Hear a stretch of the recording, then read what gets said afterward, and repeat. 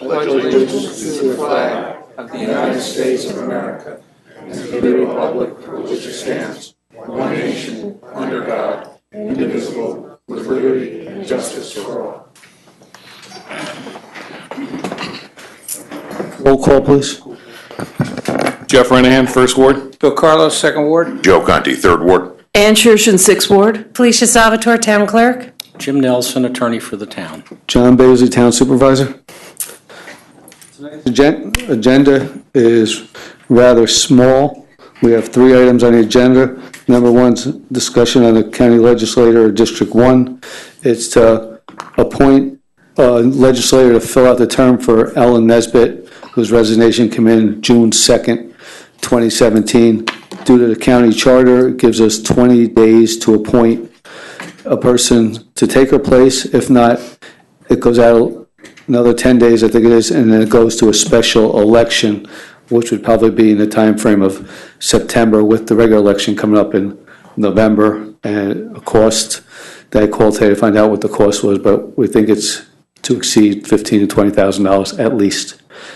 And last Wednesday, we made a motion to solicit the process for candidates.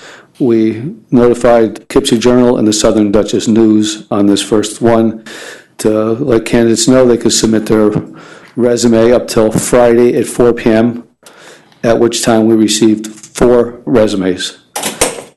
2 resumes were valid. 2 resumes were from 2 people that did not live in the district. So we called them back and told them they didn't qualify. They weren't quite sure what the boundaries were, so those 2 were disqualified.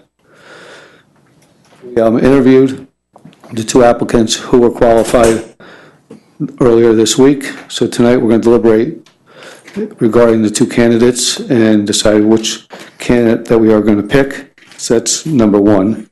Number 2 is a local law for zoning administrator powers and building inspector. We're going to pull that from the agenda for tonight because we have a little bit more work to do on that. Third one is to accept an easement for Riccobono in relations to a sewer pump station easement that we've been working on for quite a while, and Ann's finally brought it to the end.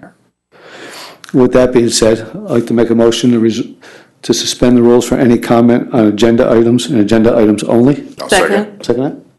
All in favor? Aye. Aye. Does anybody here like to discuss or talk about any item that's on the agenda, one of the 3 items that we brought up? Mr. Rubin? Committee of the whole, number 01? Gotcha. No. Okay.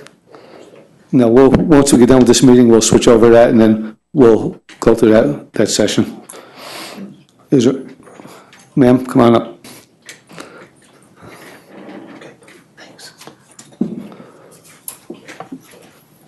Okay, I'm Alice Bunnell, 8 McCracken Lane, and I just want to speak in favor of the applicant, Juan Carlos. He is very qualified in a lot of ways. His education and his volunteering in the community. And I also want to call attention to this morning's Poughkeepsie Journal's editorial. And that's another reason to support him, because as the Journal pointed out, if the Republicans appoint another Republican, it appears, and the Journal has made it quite clear, it appears as a tactic which is giving an advantage to the person who's appointed. So for those reasons, I just wanted to put in my word for Mr. Giancarlo. Thank you. And just to let everybody know, I don't think there was a member on this town board that had any clue that this resignation was coming. And not only did we not know it wasn't coming, I don't think any of us, until we got a letter from the county, knew that we were the appointing body. I think we were all surprised when it came to that, because when I was told, I says, oh, so what are you guys going to do? And they says, it's not up to us, it's up to you. So I think we were surprised that it was coming. I don't think anybody here had an idea that it was coming or that we were the appointing body. Was there anybody else that would like to discuss any items on the agenda? If not, a motion to resume the rules? Second. All those in favor? Aye. Whereas the town board of the town of Poughkeepsie has been advised that County Legislator Ellen Nesbitt, who represent Legislative District 1, which district lies wholly within the town of Poughkeepsie, resigned as of June 2nd, 2017. And whereas by Resolution 6.7 SC2 of 2017, the town board of the town of Poughkeepsie ratified the town supervisor's posting of a request for the submission of resumes from individuals interested in serving as interim successor to Ms. Nesbitt by close of business on June 9th, 2017. And whereas the town board of the town of Poughkeepsie has received four resumes from individuals wishing to be considered for the position, now therefore be resolved that the town board of the town of Poughkeepsie pursuant to Dutchess County Charter Section 2.13A, after due consideration and deliberation, has hereby designate, leave that blank for the time being, to serve as an interim successor representing Dutchess County Legislative District 1, and directs that a certified copy of this resolution be forthwith transmitted to the clerk of the Dutchess County Legislature. So, Second. The motion is second. Any discussion on this one? Were we going to convene in the back about this? Do we want to? No, we're going to have an open discussion. If anything to say or bring up about either candidate that we'd like to discuss, the process, it's open to anybody on the floor. That's what we're here for. I'm okay. You sure? You okay? Yep. Mr. Carlos, do you have anything to discuss? Participated in the interviews, and I'm okay. Jeffrey? I'm going to go with the recommendation from the interviewing committee, and by looking at the two resumes that we had, they basically, like I said, were both good resumes. It's tough to choose those, between the two of those. So basically, I went with the recommendation from the interviewing committee. And I was also on the interview committee, and I did find that they were both strong candidates. Each one had their own attributes, so. I agree. With that, how should we go about, go ahead, Jim. Well, I think someone might want to move an amendment to the resolution as proposed by Mr. Renahan to propose a name. Somebody like to propose a name? You're part of the process. Do you want to make the Sure. recommendation? I make a motion to amend the resolution to include the name, I want to say it correctly, Margaret Kakish. Did I say that right? Margaret Kakish to be appointed. I'll second his motion. We have a motion and a second. We have any questions on that? So you're now voting on the amendment, is that Yep. right? Okay, pardon. All those in favor of the amendment? Aye. Aye. Opposed? Nay. Nay. Amendment passes 4-1. Motion on the resolution? All right, guys, we've always been a really good nonpartisan board. And I do think some of the attributes that Juan Carlos has were the attributes you said you wanted to have in the county council person. He's done a lot of community service. He's been very involved in various different political organizations. And you said you wanted somebody who could stand up to Marco and ask for our sales tax money back. And I don't think he'd have any problems or hesitations in doing this. So I'm kind of surprised that you're going with the other choice, which is also what the paper was saying, that, it looks like a little political game here to give a heads up to your Republican candidate. I think both candidates will get the job done that we're looking for. I find Margaret's resume very deep. I've seen the updated resume from Giancarlo, which is good as well, but I still feel like the favorite is Margaret Kakish. And I don't think that this decision, whichever which way we go, I know there's always going to be some pushback on it. I know it's not an easy task to go through. I know it feels like it is. I certainly don't think that it is.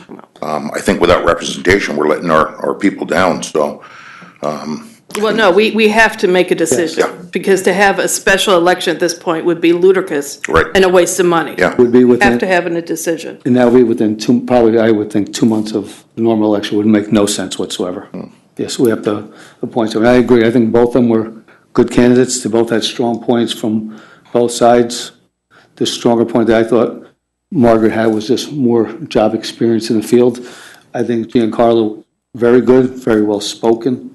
I thought he did very well. And I think they both did decent, for candidates going forward. I can't speak for the rest of the board, but nobody from the county called me and said, vote for this one or not that one. No one from the Republican committee called me. No, the only people I spoke to about this was Ann, Jay, myself, and Mike Saffone. They're all board members, and I was at the meeting, and the only thought that the four of us had is who would be best to represent Town of Poughkeepsie District 1 on the county legislature. I've known Giancarlo for a long time. I've known Margaret for a much shorter time than I've known Giancarlo. My decision, and I can tell you the decision of the people on the committee, was based on who's best at this point in time. There's been no interference, no phone calls, nothing of the negative stuff that's been accused of. In fact, whether they're an incumbent or not an incumbent, truly was never even talked about. I gave this a lot of decision, a lot of thought, and my decision stays the way it was. Anybody else going to say? All those, Mr. Gross, Mr. Nelson?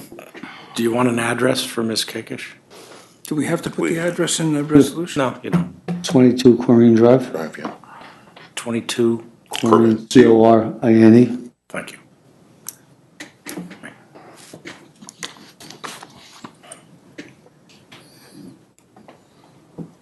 All those in favor? Aye. Aye. Opposed? Nay. Motion passes 4-1. Congratulations. Margaret, if you're here, oh, you are here. Would you like to say something to the board and to the residents that are here? I'd like to thank you all for nominating me. Come up and speak in that microphone so we can have you on the record. I'm very thankful for all of you voting for me. I'm very honored. I'm very hardworking. I'm looking forward to working with each and every one of you. And for my district, I will work hard and I will work for the people.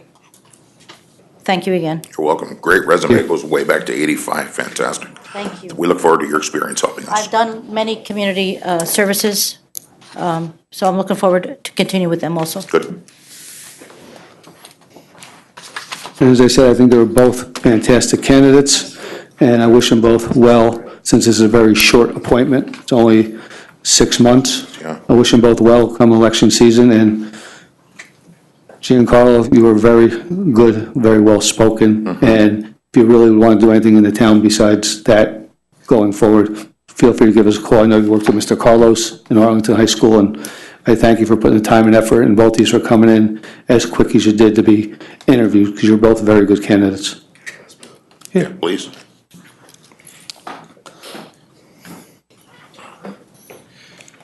Pick a seat. First and foremost, I want to congratulate my sister, Margaret Kakish, for her appointment. I'm sure she'll do a fantastic job, as I just got done congratulating her.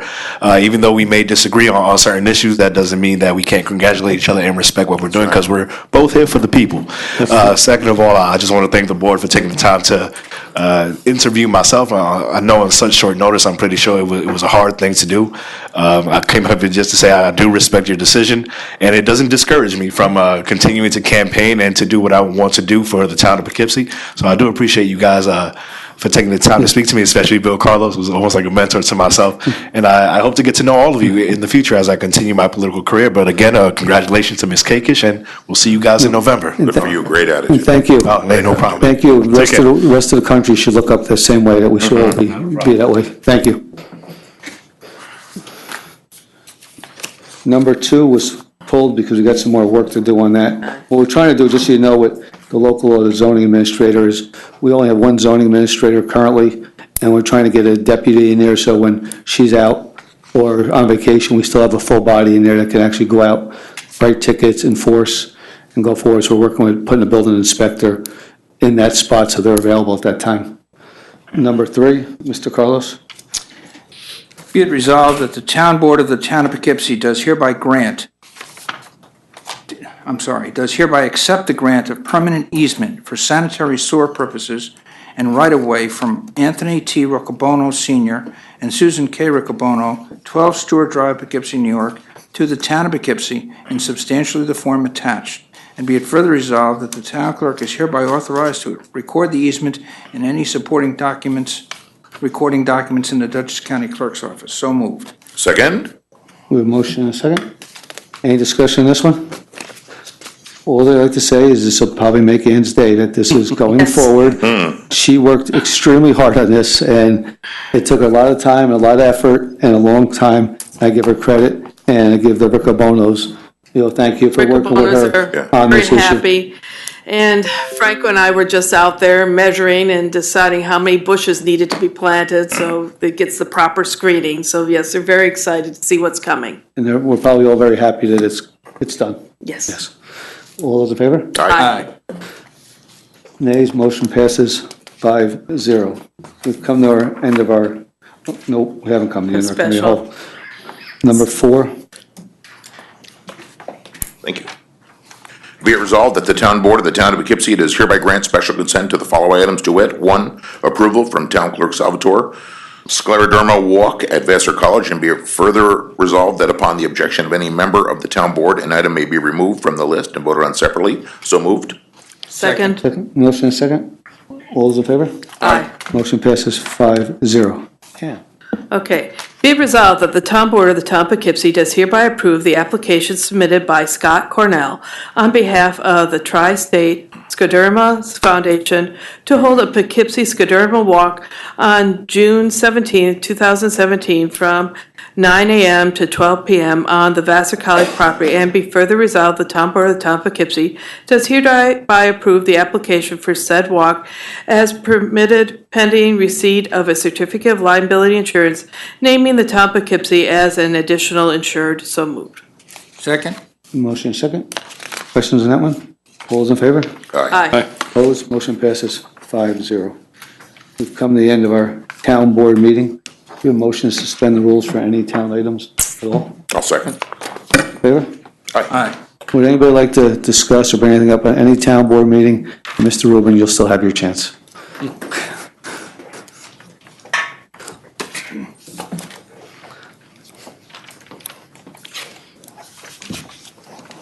Thank you. Appreciate the opportunity to talk here tonight. Only just to mention the townwide drainage issue is on the agenda, and I will say that I'm on the Wappinger Central School District School Board. We have a number of schools in that district, and we would hope that you can coordinate efforts and that we can coordinate efforts with you to make sure that we're working in unison on this project, that anything that the Wappinger schools do doesn't impact negatively on other property owners, and vice versa with us. So I would hope that we could be able to be involved where necessary, at least, and also be kept appraised of what's happening. Thank you. Absolutely. Is there anybody else who would like, Doreen?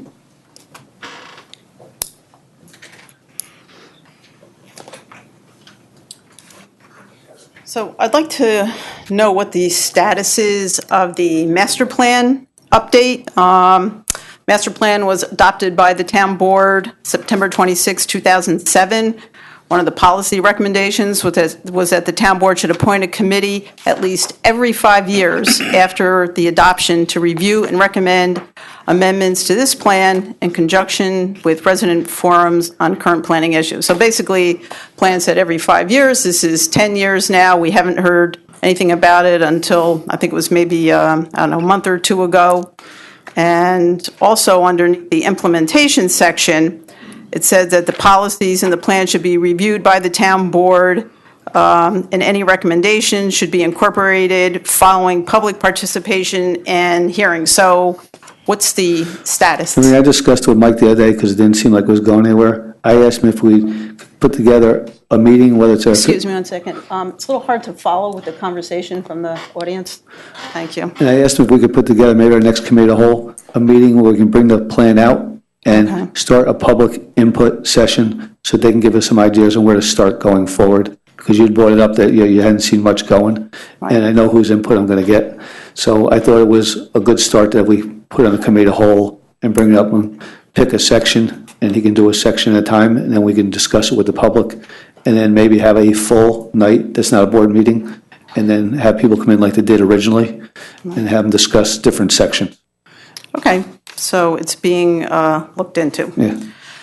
Okay, and again, I do see on the agenda about the townwide drainage, and I'd like to point out something that I pointed out before. I've had this conversation with Mr. Carlos. You have to be very careful when you're doing things involving wetlands and floodplains. You might think you're fixing a problem in one section, and you could be causing a problem in another section. You know, floodplains and wetlands are there, you know, for a reason. They absorb stormwater. Again, even if you don't care about habitat, as far as flooding, when you fill wetlands, and unfortunately, a lot of the land use activities around the town did involve filling of wetlands, and maybe when the planning board was doing that, they were focusing on one particular project and not really taking into effect cumulative impacts. You know, you could have no flooding issues in your area for years, and then there's another housing project that comes in, and then, you know, you experience flooding. Also, you know, tree removal, all of those things. And I'd just like to say one more thing. I was at a stream workshop in 2007. I mean, I've gone to countless trainings on this, and Jack Isaacs, who was with the DEC at the time, he said, when he spoke about cleaning of streams, he said, and I quote, "It's not going to do anything. It's going to have implications that are going to reach far beyond the area being bulldozed. It's going to affect people upstream and downstream." And then he gave the example of people saying, well, we have to do something, and just the need to help people. But you have to be very careful about what you do, because, again, you could affect other areas. So, and then the last thing, again, about, which I did speak to the supervisor about, was regarding committees. If the master plan was to be discussed in the land use committee, although now it doesn't sound like that will necessarily be the way, those committees should be, the schedule should be posted, and they should also have meeting minutes from those. And that's according to Robert Freeman of the Office of Open Government, and I'm sure you can have the town attorney look into that. And the very last thing is that regarding signs, and we've talked about proliferation of signs around. Today I was going up Route 9 near Marist College. There were probably 6 signs for Marist college students. It said apartments, it said graduate students.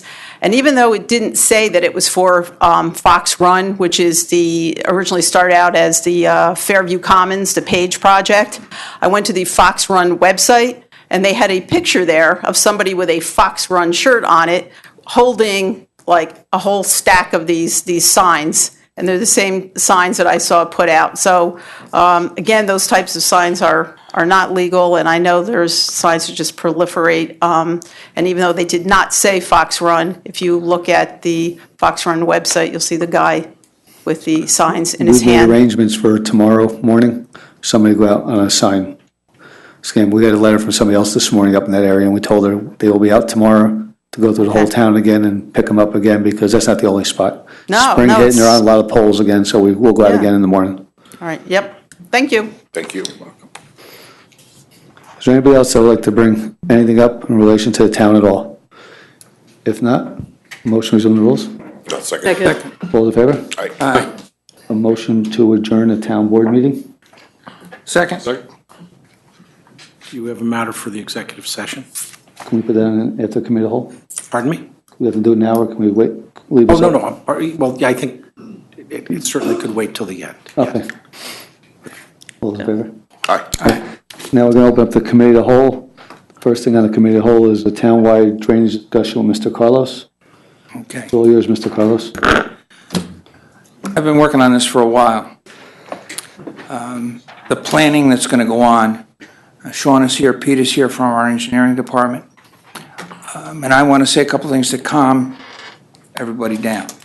This is step one, small step one tonight, to discuss with my fellow board members the use of the townwide drainage district as a funding source to do this.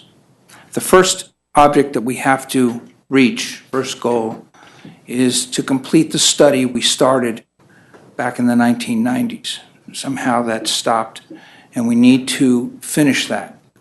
then based on the study, comes back to the town board, and we authorize what's called a map plan and report. I was given a copy of the one from 1996.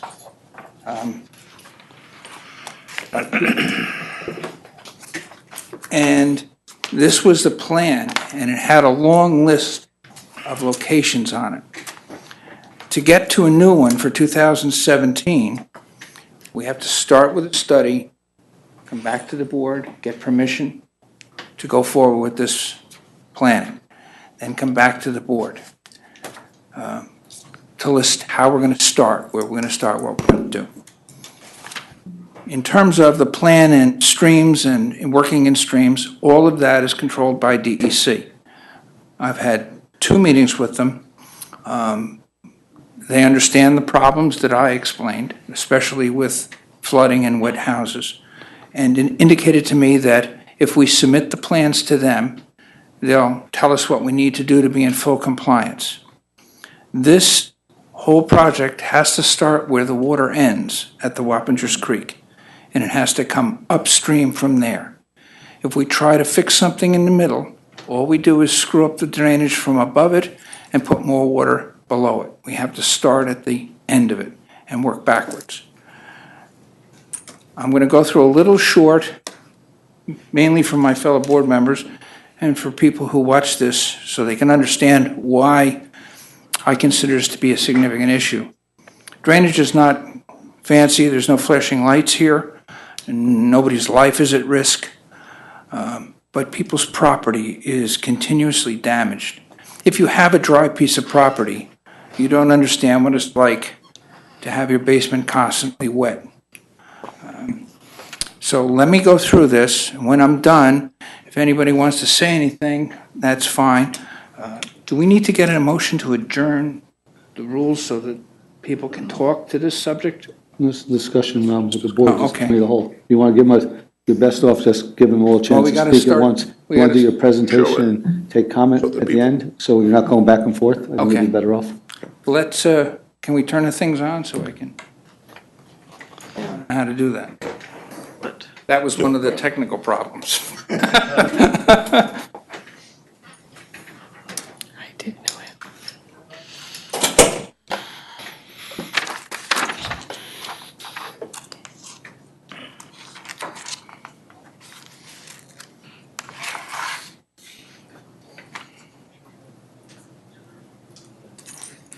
While we're waiting for that, when Peter gave me this, I was stunned by this. I'm going to just read you a list of the locations from the 1996 study. These are where drainage was a problem. Brentwood Drive, Cedar Valley, Treetop Lane, that's high, I don't know why that has a problem. Cedar Valley, Spackengill Road, Clayton Place, Dan Spence Road, Darriot Drive, Deer Run Road, Dublin Lane, Lane Boulevard, Green Street and Garden Street, that's up by St. Francis now in Hudson. Hankin Loop, Hillis Terrace, Irwin Court, Laughlin Lane, Lacko Drive, Meadowview, Point Street, Reese Sanctuary, Sandy Road, Sheaf Road, St. Joseph's Terrace, Tanglewood, Van Wagner Road, West Court, West Dogwood, Williams Road, and Willowbrook Heights. So this is all the wards, all over the whole town. Okay, let me start. You're looking at a drainage ditch. It's actually between 9 and 11 Victor Lane. This is near my house, and I know all the people involved. I'm going to show you 4 short examples so you can have an idea of what we're talking about. The dynamics, the principles of each one I've seen multiple times all over our town. So that's a drainage ditch. That little red dot is where a spring is. That spring runs just about 364 days, 365 days a year. It's a little less in the wintertime. That, the old-time people tell me, was the spring that Spring Road was named for. Just so you know, this is Victor Lane here, and it hits Malmrose Terrace right here. I don't know if you can see that. I hope you can. There's 2 sections to Victor Lane, and that's why I decided to use it. There's an open section and a closed section in a pipe. The first section goes from the spring all along the backs of these houses and goes into a pipe at Malmrose Terrace. It goes through a pipe down to the end of Malmrose, underneath Spring Road, and then out into this little stream you see here. This whole point was redone when Spring Road was just reconstructed a couple of years, a year and a half, 2 years ago. Notice how the embankment is held by the rock. I'm told this is riprap, right? This stream then continues south, makes a left turn here, goes behind these houses on Jeff's ward, and down underneath Vassar Road and down to the creek. I want to talk just about this first part, this above ground part. I want to show you some things that I've seen in a lot of places. This is the culvert pipe at the end of that drainage ditch. This water comes from the stream, it's supposed to go through this drainage pipe to the other side of Victor Lane. This is the pipe on the other side of Victor Lane, and you notice that it's got about 3 inches of clearance for the water. So it's all backed up. When the water backs up, it goes backwards, back up Victor Lane towards the spring, and that causes the problem with the houses right there. This is what the stream looks like behind the houses. Notice there's no protection to the banks. There's no control of anything that's in it, whether trees fall down or people put their leaves in it, shopping carts from the malls, things like that. This is the pipe right over here, the end of Victor Lane where it goes into the pipe from Malmrose Terrace. So the poor condition of the structures, the effect of sediment and water for all these years. This one is, it's not a quarter of a mile, no, it's more than a quarter, maybe a half a mile long, and it has all those things in it. And the houses along that side of Victor Lane all have water problems. Okay, next. This is topographical. I did this for a reason so you can see what I'm talking about. This building here is Faith Assembly of God Church. This is Spackenkill Road. Okay? This is the duck pond where we used to ice skate. These are the 2 ball fields. That's the concession stand at the ball fields on Olive Drive. Down here's the tennis court. You can't see it. I tried to make this as big as I can, but there are elevations on this. If you look up here, you'll see that the elevation is 175 feet. Over here, it's 225 feet. All this is flat. Okay, this is where, when they had the biplanes, Poughkeepsie had a little airport. That's how flat it was. These are the wetlands. Blue is the state wetlands, green is the federal wetlands. You can see the majority of this is north of Spackenkill Road in Ann's Ward, the 6th Ward. This is the point that I think is important. The flow of the water. The water goes downhill. I'm not an engineer, but I know water goes downhill. So in both directions, coming from both directions, water comes down and it goes on this plane. And there's the floodplain. Okay? This is simple stuff. Water goes downhill, and if it can't go where it wants to go, it floods. This is the bottom part of that picture. See this little stream? When nature designed this piece of property, that was the way for the water to drain out of that floodplain. See these houses here? Just, where did my little arrow go? Okay. See these houses here right along Alder Drive? And I don't know if you can see it, but right here is a dark, like a crevice. It's a swale. It's a natural formed swale. This is my artwork, which is not that great. This represents that part of where the water is above ground. And that's what it looks like. Behind those houses is this little ditch. Now, in the period of time that I've been on the council, Mark Pfeiffer sent his crews in there 3 times to clean that out, as well as the ones you'll see in a little while. That's the pipe. All that water coming down goes into this pipe. You can see that it's half full of dirt, maybe a little bit more than half full. That pipe goes for what, 400 or 500 feet? Yeah. That causes the water to back up and flood those houses. It's mechanical problems. This isn't major science. This is the third one. This is Spackenkill Road. Again, I use the topographical map so you can see what I'm talking about. This area up in here is McCann Golf Course. And the ponds, and if you played McCann, you know exactly what I'm talking about. You see the blue line coming down? This is Spackenkill High School. This is Spackenkill High School football field. It goes between them, goes down into Joe Lepore's ward, then around and down into my ward. This is Vassar Farm. This is the stream that drains Vassar Farm, which is water that comes from Arlington. Goes down underneath Spackenkill Road and down here off the screen, they come together. This is the water tank we have on Cedar at Spackenkill, and right here is the pump station that we're going to have to raise. I don't know how many feet we have to raise. We're going to spend a fortune doing that because of the flooding. I want you to see again the elevations. 175, 175, 175, 175, and down. And water flows downhill. There's the floods. This is the floodplain.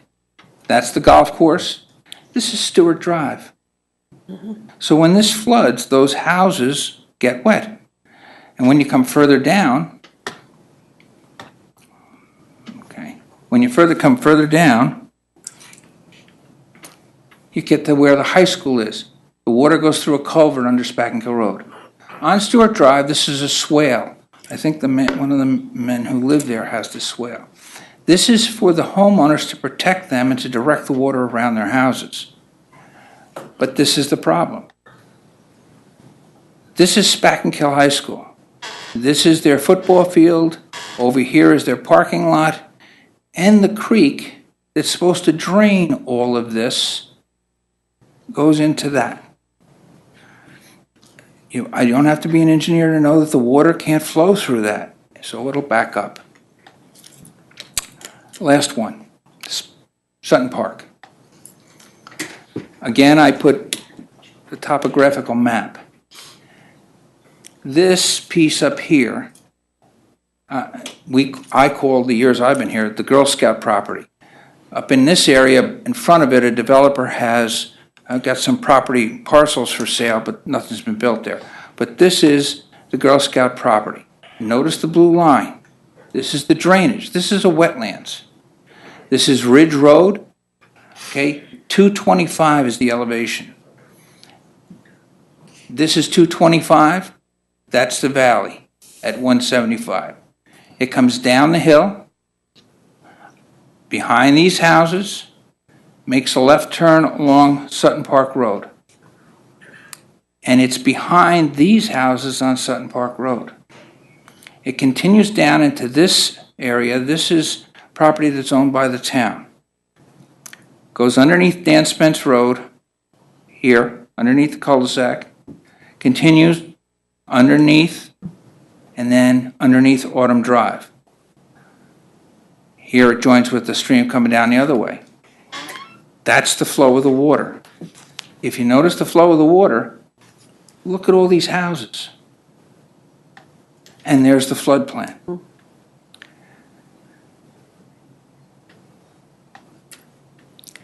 When you go and you look at it, that's one of the pipes, or the pipe that goes underneath Dan Spence Road. But if you look at it, right now, it's about 6 inches out of the water. So all this water just sits. So that means that there's no point in time where this is less than 6 inches of water. This is what happens. That's the backup of the water. Starting at the low end of Sutton Park Road, this area, I think it's like 83 or 84 Spackenkill Road.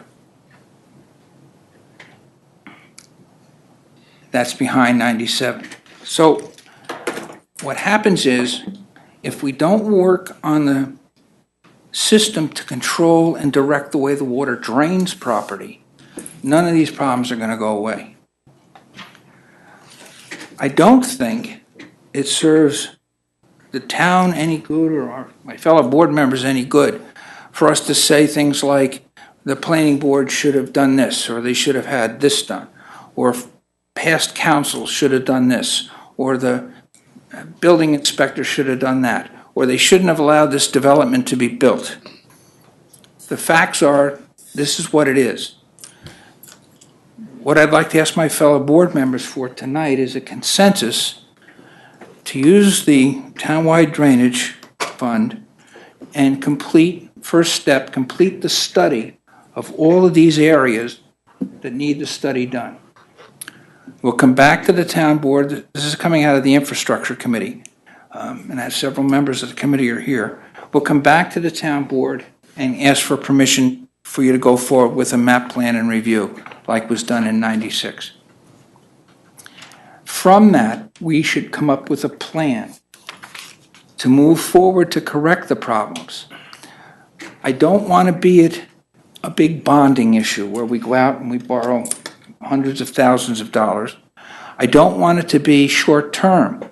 I want it to come to the point where we work on this regularly, like we repave roads. In the normal way we do business, we repave about a mile in each ward each year. We're in a special period right now.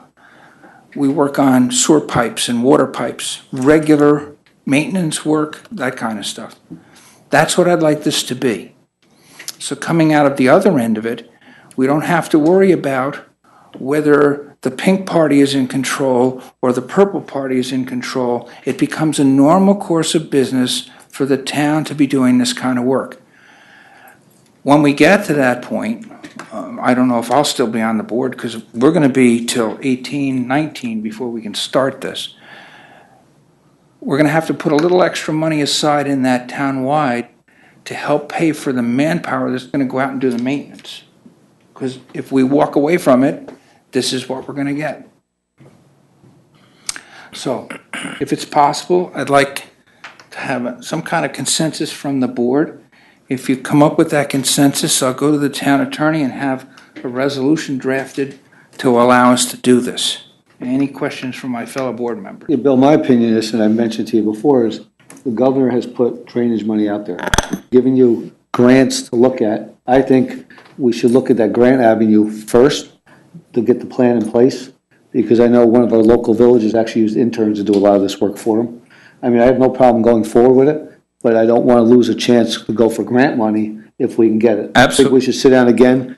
I see Pete Sotero's here, and he sat through some of these meetings with us.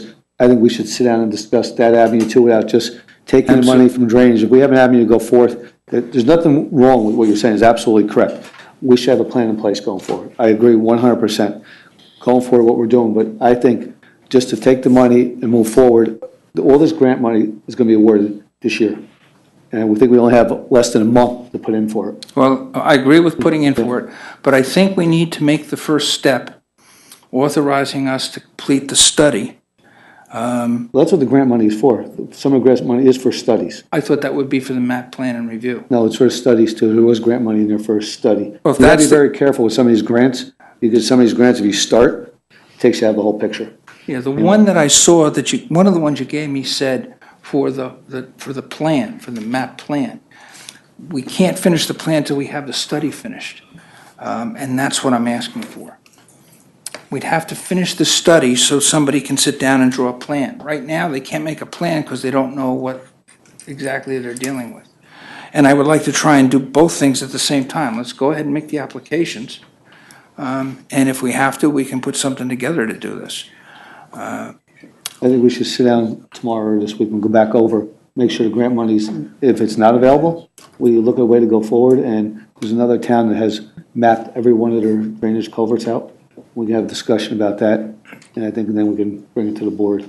I think I don't think there's anybody here that's not in favor of moving forward with something, but I don't want to lose the opportunity of getting money from the state, federal, or even So county. we'll do that. At the same time, the town attorney will come up with some kind of a draft resolution to authorize, I love giving the town attorney work. A draft resolution. Yeah, I can look at that, Bill. Okay? Carlos, I will look at that. I don't want to lose time No. in doing this. And hopefully we're going to. Because I don't think, just the DEC process, I'm told, is a minimum of 2 months, can be as much as 6 months.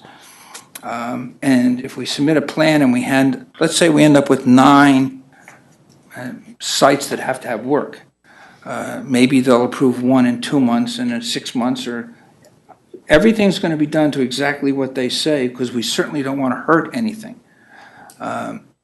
And am I seeing everybody saying, yes, go ahead? Yes. Yep. Okay. You know, the areas that you're showing, as I've sat through on the board so many years, I've seen these points come up with residents here talking about the flooding issues that they had, so I appreciate your effort. Great presentation, so I think you're on the right path. Is there anybody out there who wants to speak? Speak now or forever hold your peace, like it's a wedding. Well, it's, Hello, my name is Greg Delary. I live at 83 Sutton Park Road. Bill Carlos is a councilperson of our ward. He and I have spoken many, many times walking through the ditch. I live right on the corner of this. We've organized cleanup of the creek within the town neighbors. Many of them are here today who've worked with us. We've tried to get shrubs to try to build those banks up. And every year, this is just getting worse and worse. And as we hear things about Zika virus and West Nile, right, this water needs to move. And I certainly agree that we need to do it conservationally, make sure the ducks are still there. But we also need to look at the human life and the property that goes on this. I mean, according to FEMA, the lapping of the waves of this stream is going to knock my house off the foundation. So I kind of laughed at that when I heard that, but that was part of the issue when they started coming in with the flood insurance, saying that that's going to knock that off. I said you can jump back and forth across it at the time. And I have 2 small girls, and I love being in the Poughkeepsie, right? Improving this, if we look at the big picture, and thank you all for being supportive of this, is one that will help improve the property values, that will help increase taxes, that will help bring in resale, right? If all those houses are sitting here in that flood zone, who in their right mind wants to come into town of Poughkeepsie to buy a house if they can just look at Zillow and say, wait a minute, I can live here, or I can go live in Wappingers, right? Still be in the great area of the Hudson Valley, but we have to be careful here protecting all those home values, which also increases the revenue that comes into the town as well. So thank you. I'm very supportive of going forward with the study. Anything I could do to help, I'll certainly be there. And thank you for being the consensus saying we're going to go forward with the plan. thanks for your comments. Okay, thank you. Mr. Armstrong? Doreen?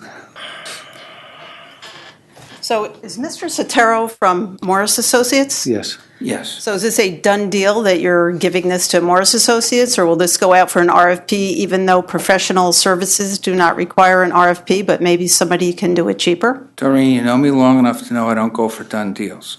Doreen? This I'm first step- asking a this- question. This first step is just simply to complete a study we already started. We'll do that in-house, and Morris is our in-house engineer. So there We won't get be to any the next extra step. payment to Morris for this? I don't know. I don't know what the extent of the study has to be. Yeah, Doriano said the reason I brought his name up was we sat through a couple grant classes, and I was Okay. addressing the grant issue with him, and he's sat through a couple meetings with me to try to get grant money. That's the only extent of conversation. And I can't tell you how far because I don't know that much about the study at this point. Okay, so, but a lot of times when we hear about RFPs, we say, well, because it's, you know, engineering services are considered a professional service, then you don't have to go out to bid for them. But then again, you don't know if you're getting a fair price if you can get a cheaper price someplace else. So that's why I'm asking, is it a done deal that Morris Associates? Okay, and will you be seeking an RFP? When it comes to that, yes, I'm seeking a grant first before we spend any town money. That's my Well, first but avenue. even grant money is taxpayer money. Yeah, but So you you know, that's still want to get the best. the best deal. And Right. the grant money usually has a lot of catches to it that Mm-hmm. we don't seem to, you can't always pick and choose. There's usually only so many engineers on the list for the grant money because it's the MWBEs and so forth. But I don't think we're to that point. Well, I know there are women, one particular woman-owned engineering firm that has done work for the Arlington Fire District on drainage issues. So if it's the women in minority, there certainly are engineering firms out there in the area. So, okay, so you will go out for, eventually, when it comes time, you will be seeking RFP, even though it's for professional services and you are not obligated to. Most likely. I don't know to what extent that we're going forward with this. I haven't seen the whole plan. I want to sit down with Bill and actually discuss the full plan to see to what extent, what he has listed here. Do we want to do all the pipes? Because a lot of it was done in one of the neighboring towns through interns from Marist College, did the majority of them for them. So we may have help with that study and other avenues. Okay, and one last thing, when you talk about, you mentioned Faith Assembly. Again, land use. You, Mr. Carlos, know that Faith Assembly put a field in down there, like right off of Spackenkill Road. They put some piping in there that I don't know that, well, I know they never got approval because I asked the town, I filed FOIL requests. So when people just go ahead and do things that they're not supposed to do, whether it, when it has something to do with land use and water issues, I think the town needs to be a little more diligent in going after those people who do things that they really should not be doing. You're right, Doreen, you're very right. Mr. Armstrong.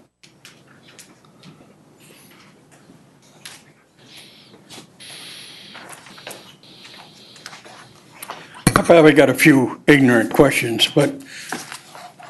No questions are ignorant, Joe. No. Yes, they're not stupid, but they can be ignorant. The answers could be stupid.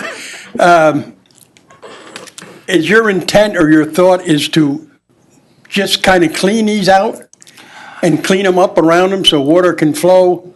Or are you talking about major rehabilitation? To quote as far Clint as Eastwood- digging out pipes and replacing them and making them bigger and putting heavy stones for the whole path of where they run, which would stop a lot of this erosion that happens?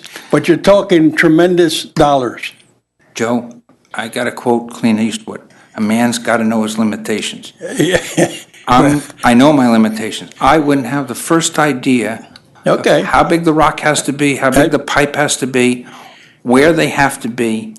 We need to finish the study, which is elevations. I understand. From the study, come up with a map, plan, and report. And during that process, actively seek input from people like you and Doreen and everybody else so that we have a plan that everybody knows about and will work.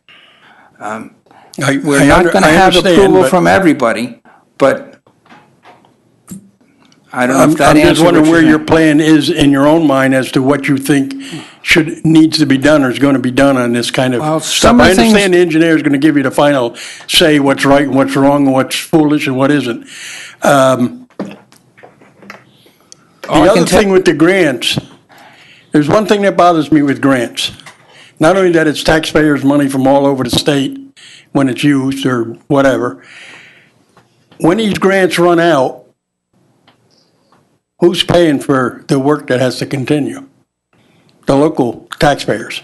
I say that because of the many grants that the fire department has gotten.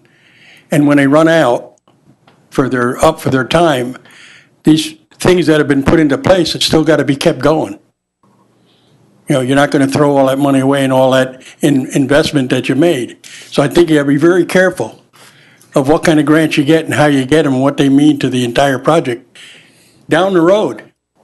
Because they can cost you more down the road than what the grant money took care of for you. And I understand this stuff has got to probably be done to a degree. I just hope we don't overkill and find a better way to keep it from backing up. That one on Spack and Kill Road you talked, or Spring Road. All they did was put a new culvert in. Why didn't they dig it deeper? You know, a lot of questions could be asked after the fact. But you talk about Red Oaks Mill, Alder Drive and stuff. I don't know if I've ever seen that flood. Maybe it has. I've been out there since I was 15 years old in that area.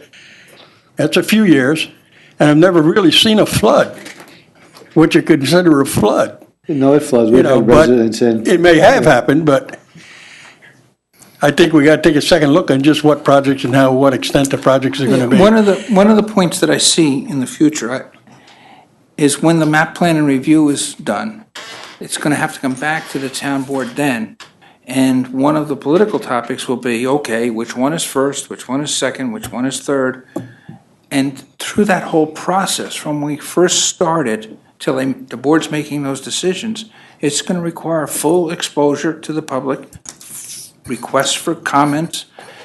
We'll go as slow as we can, but I don't want it to disappear because we go too slow. I want to make sure we meet every requirement, particularly the DEC requirements.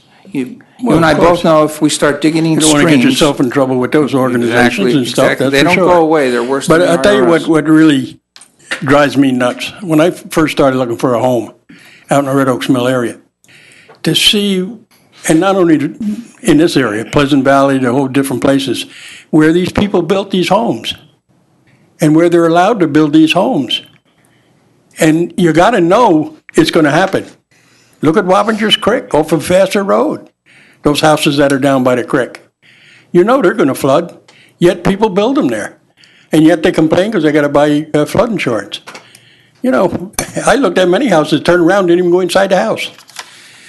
All right. Thanks, We Joe. can beat this to death Thank you, sir. until you get more information. But Thank you. Sir?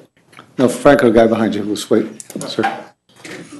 Good afternoon. I'm Noel Harris, and I live at 7 Stewart Drive, one of the areas you pointed out there. And the first time I got flooded was in 2003 when your water mains broke in the road, which indicated there was a problem. And then I got flooded during Irene and Lee. And you talk about water in the houses, the basements are wet. Mine, I had 2 feet of water, so the whole basement had to be gutted.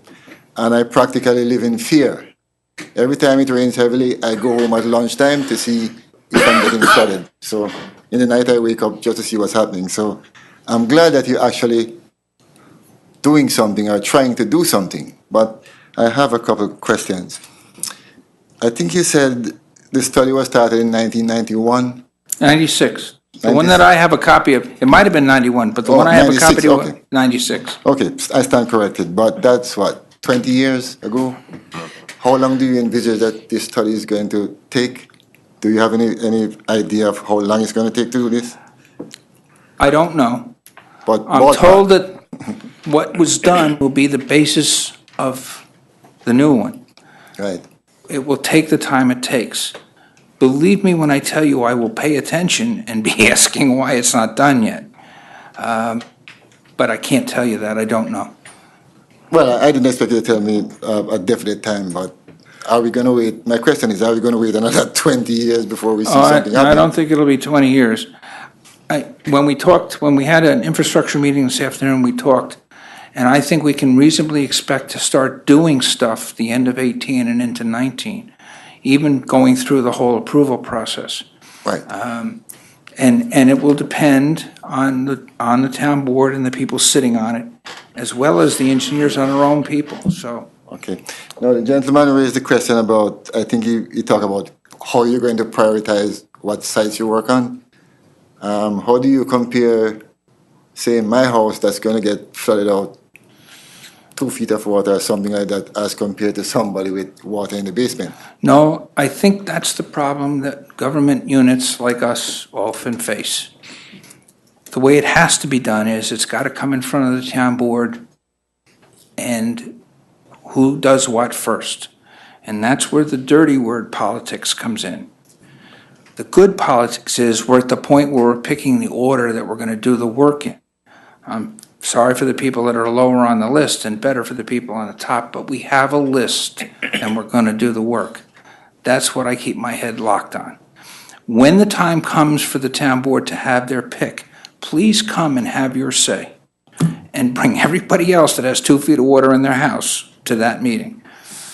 But unfortunately, I was the only one in that development because my house is the lowest in that development, and all the water drains from, you know where the telephone company is, the golf course. It comes right down to a 1-foot pipe at the back of my yard that drains into that pipe from the golf course, which, as I've said to the town before, that 1-foot pipe is inadequate. It's not big enough. So that's something that somewhere you could do some work in the interim to see if that would make a difference. I'm not saying it's going to solve the problem completely, but changing a piece of pipe 20 foot or 30 foot long and putting in a bigger piece of pipe doesn't cost the town a lot of money. And I think that is something, had that been done prior to Irene and Lee, I may not have had the problem that I had. Now, the other issue I have, I've been living there since 1996. And since that time, the town has allowed development on the western side of Cedar Avenue, and all that water drains back down into that same point behind my house. Now, had that not been done, I'm not saying we wouldn't have had the situation we had, but it might not have been as bad, because there's I think it's a 2-foot diameter pipe that is connected to that same pipe that goes from the golf course in the back of number 13 Stewart Drive. And during Irene, you could see the manhole cover popping up periodically to relieve the pressure, because you got a 2-foot pipe going from one direction, a 1-foot pipe from another direction, going into a 30-inch pipe coming from the golf course. That whole situation there is insane. Engineering-wise, it's inadequate. And I think, as I said, perhaps if something could be done in the interim, that would probably allay some of my fears, but I know that in the long run, I probably have to wait until you get all this done. So those are my questions. Appreciate it. Thank you. Appreciate it. Thank you. Franco. Good evening, everybody. Most of you know me. My name is Franco Zani. I'm in charge of the wastewater collection department for the town of Poughkeepsie. My department is in charge of the collection and maintenance of 100 miles of sewer main. And a lot of these sewer mains are in the drainage district. What I want to do is, first of all, I want to talk about outside the sewer district in the Red Oaks Mill area. There are currently 4 houses there that have failed septic systems, and because of the ground's so wet there and the water just doesn't drain off. What if the town doesn't do anything? What eventually you're going to see is people vacate these properties because they're going to have to abandon houses because their sewers aren't working.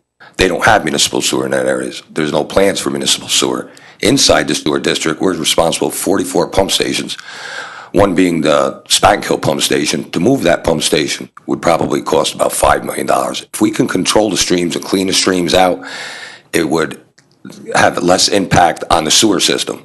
As most of you all know, we're under I&I, we're under consent order from the DEC for I&I. Most of the I&I is because of the streams. So if we can control the water in the streams, we can control the I&I in the sewer district. I have the lowest drains in the ground, and it's just so you know, it would be worthy to look at this, because it would be a 2-pronged attack to removing the I&I and also clearing up the streams, and then for the people that don't have the sewers, so they don't have to give up their houses for failed septic. I&I is infiltration. Infiltration and inflow. And that's where surface water goes into the sewer Surface and pipe. groundwater impacts the sewer main. And just to let you people, the taxpayers know that it costs money to treat that groundwater, because it has to, we feed 3 different sewer plants, City Poughkeepsie, Arlington, and Tri-Municipal. And when it rains, this area, historically, this area can handle inch of rain up to 3 hours. After the 4th hour, everything starts flooding, and then everything starts impacting the sewer system. And then the flows actually double and triple at the treatment plant, which costs you chemicals and man-hours. And it goes back to controlling the surface water. Yes. If you can remove the surface water fast enough and take care of the drainage, you keep it all out of the system. We have an aged system, and we've been working on it for years. But it has to be an ongoing process, and working with working on this drainage study would help us a lot. Thank you. And it would also help us with the DEC consent order. Thank you. Great info. Thanks, Franco. Thank you. Please, sir, go right ahead.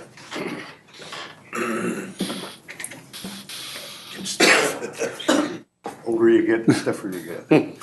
Hi, I'm Bob Schaefer. I live at 18 Alder Drive.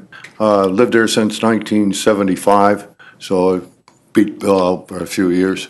But I've known Bill for quite a while now, and I've known a good portion of the board and previous boards, and been very useful in giving information about the Red Oaks Mill area. Now, the Little League Diamond was my pet peeve years ago when they brought in several other activities that I helped to at least bring to the town's attention, and they were taken care of. Now, I don't want to talk about that because the drainage to me is important. I took that picture, the one you're looking at behind you there, and that pipe was put in by the developer of all of the southern end of our district that goes down to the fire department down on Vassar Road. Now, that water basically is a combination of several inputs, one of which is the school that we're talking about up on top of the hill, the church and the properties and the things they've done to improve their using of the ball field, whatever.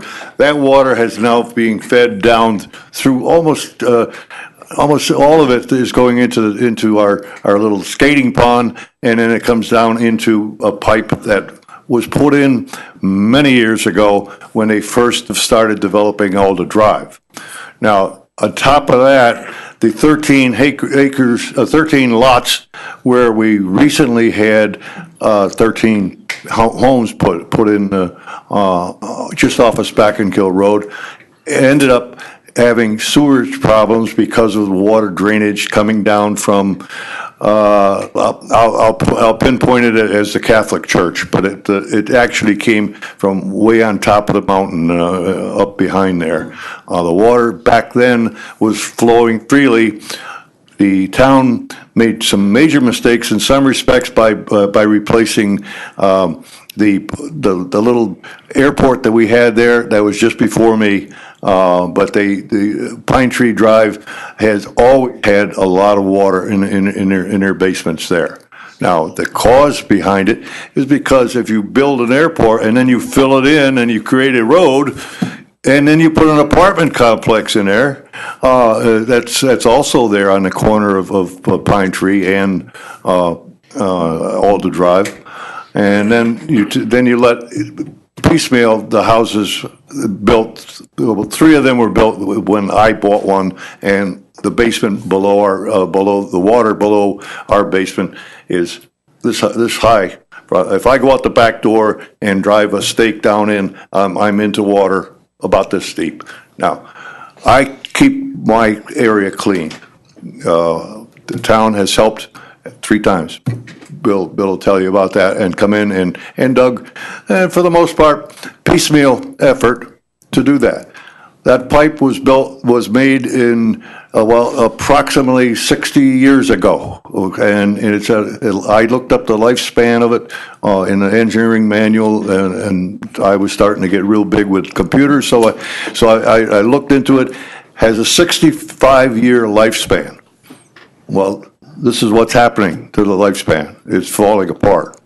Now, that goes from that point down all the way down to, again, to the latest part that the town cleaned out, which goes down to the, what's that, Pleasant Drive? Pleasant Drive that goes down through there? I don't know. Pleasant Drive.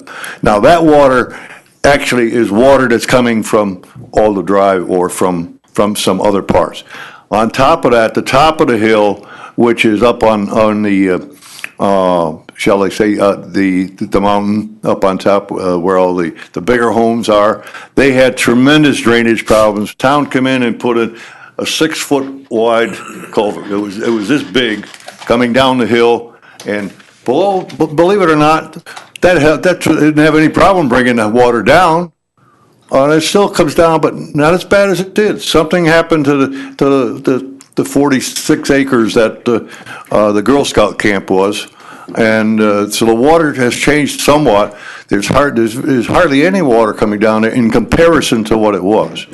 But if you take that water coming down, the water from the church, the water from the 13 lots, typical of drainage requirements that have not been taken care of, that pipe is literally ready to explode.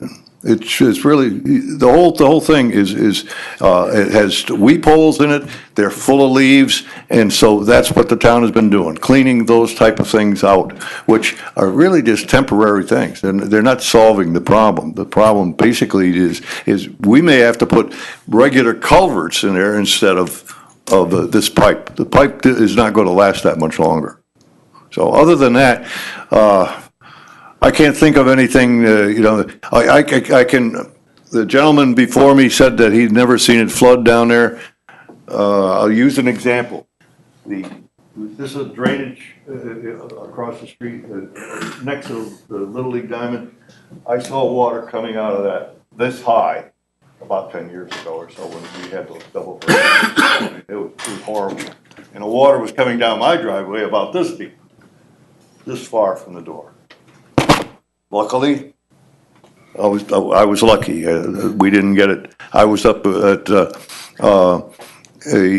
Saratoga at the races, and my buddy calls up and says, "Bob, your bridge is floating down the river," and it was. It's done that twice. I built a little ornamental bridge, and it literally floated down halfway down to the next property down, and I drug it back up.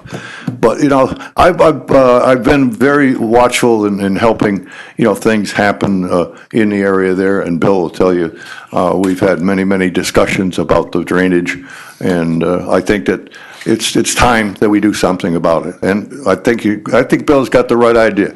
We got to start with a report. We got to keep going in a fashion that doesn't bankrupt us. Because if you could literally come up with $1 million worth of repairs in the area, we don't want to have that happen certainly not all at once, right?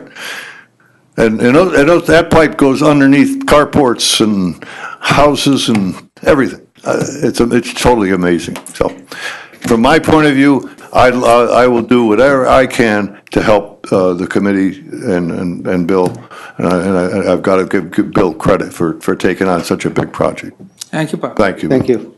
Thank you. Sir?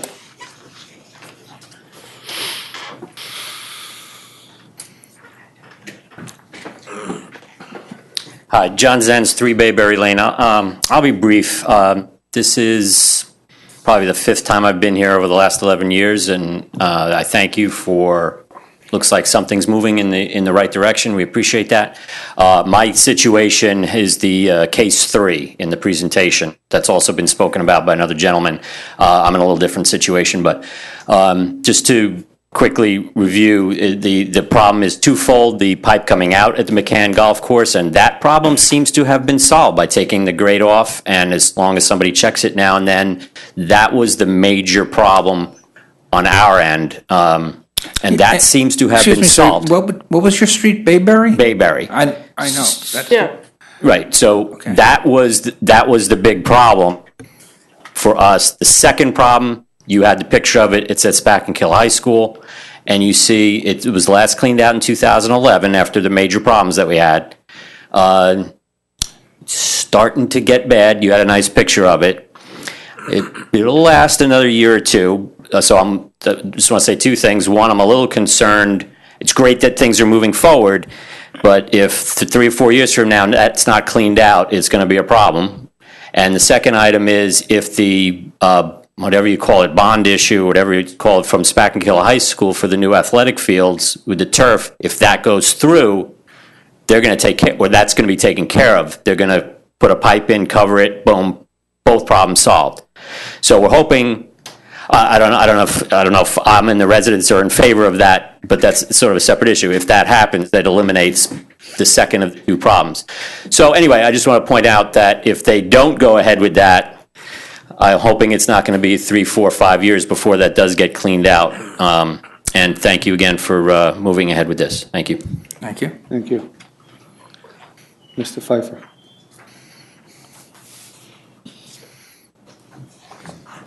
I just want to say thank you to Bill as well. Bill, we had Dominic Seminare on the board years ago. Dominic was very big into the infrastructure committee, and it kind of faded out after that.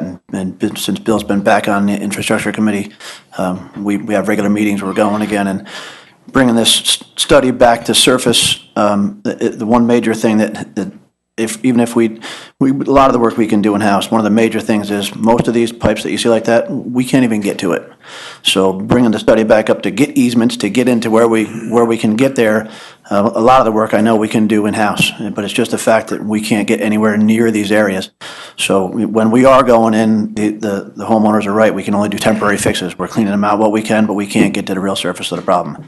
I know we have to do it correctly and everything with DEC. We certainly don't want to pass the water on to somebody else, but at least this way we can start to work on it and get there. So it's a big help having you spearhead this so that we can get back into it, because otherwise, like I said, a 65-year-old pipe is just not making it. And when we don't have any way to get near it, you feel helpless. And this way, hopefully, if we can get easements, clean some of them out, or just change a pipe. But I think with expense-wise, hopefully a lot of it we can do in-house like we do a lot of the other work. And, with some grant money or whatever it is, hopefully we can keep the expense down. So, thank you. Thanks, Mr. Pfeiffer. Thanks, Mark. Anybody else on that one issue? Mr. Rubin?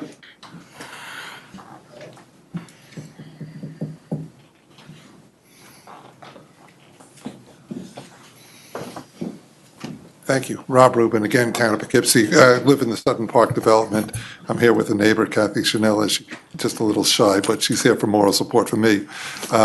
And I would like to first off, I want to just thank Mark and Franco, because they're wonderful and they work wonders with what they have. We have come to you. We have actually spoken with Mr. Carlos, and I want to thank him also. He's been very receptive in lending an ear. We've done what we can as the individuals, as neighbors. We've hired engineers to do studies. They've gone to FEMA. Those studies have gone to FEMA as an example. And God knows what reasoning they have in terms of what they do from their decisions on where the floodplains are, who's on a floodplain, who's not. We're at a loss. We have no other place to go. So we are coming to you and we are asking for your help to help us individually as a collective effort. It's a community here that's involved. And there's a lot of people, a lot of homes that live in the area that's described there. I don't know how many, maybe half of the homes in the town of Poughkeepsie in that particular area, but we need your help. We've done what we can. We've hired our engineers, and FEMA has just turned their back on us. Thank you. Thank you, Bill. You're welcome. Thank you all. Thank you. Anybody else? If not, second item? Okay, so with the consensus, Mr. Town Attorney will work his magic and we'll come back out to you with something. Thank you. Sorry it took so long. I thought it was going to be 30 minutes, Mr. Supervisor. Your excavation local law? Okay. I have no idea how to shut this PowerPoint off. for that or no? Or just discussion? We don't need this for the next thing. Okay.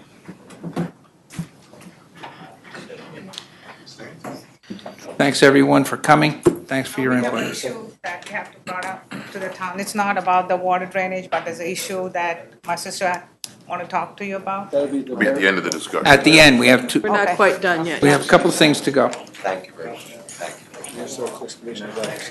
Huh?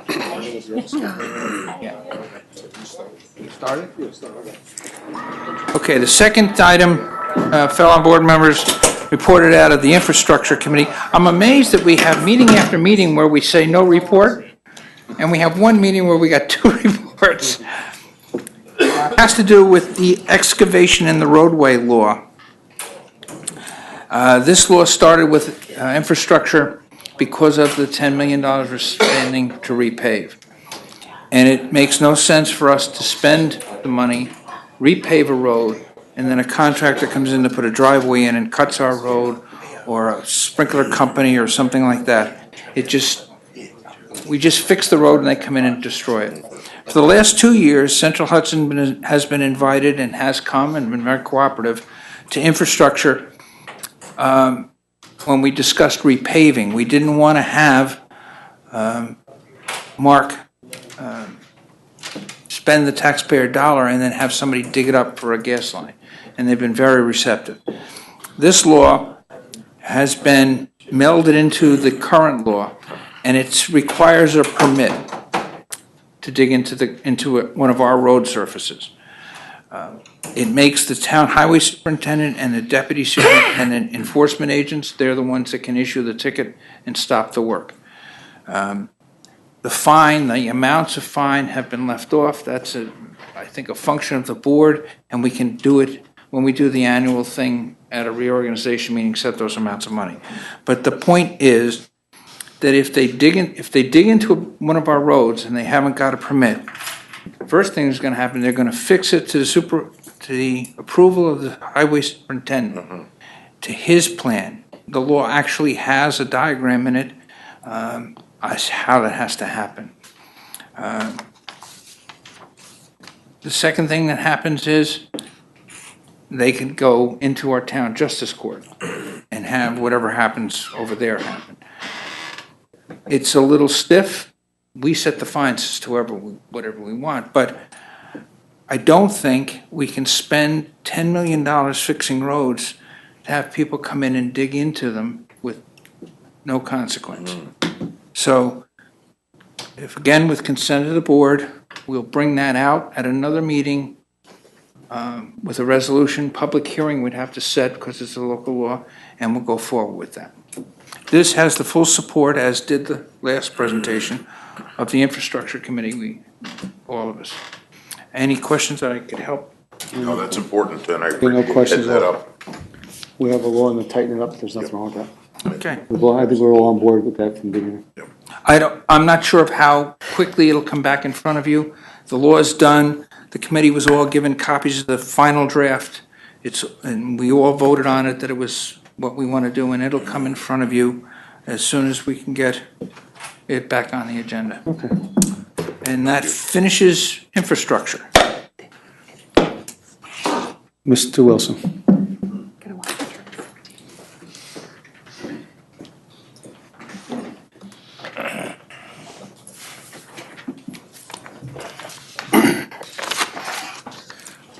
I don't expect to be as long as infrastructure. He said to me, how long is it going to be? I said, 30 minutes. Neil Wilson, Town Development Director. Some time ago, actually was, I think, toward the end of last year, I had spoken with the board about making some changes to the way that we handle special permits, certain special permits for various development activities. And this is actually an idea that goes back to 2006, 2007, when we were updating the code.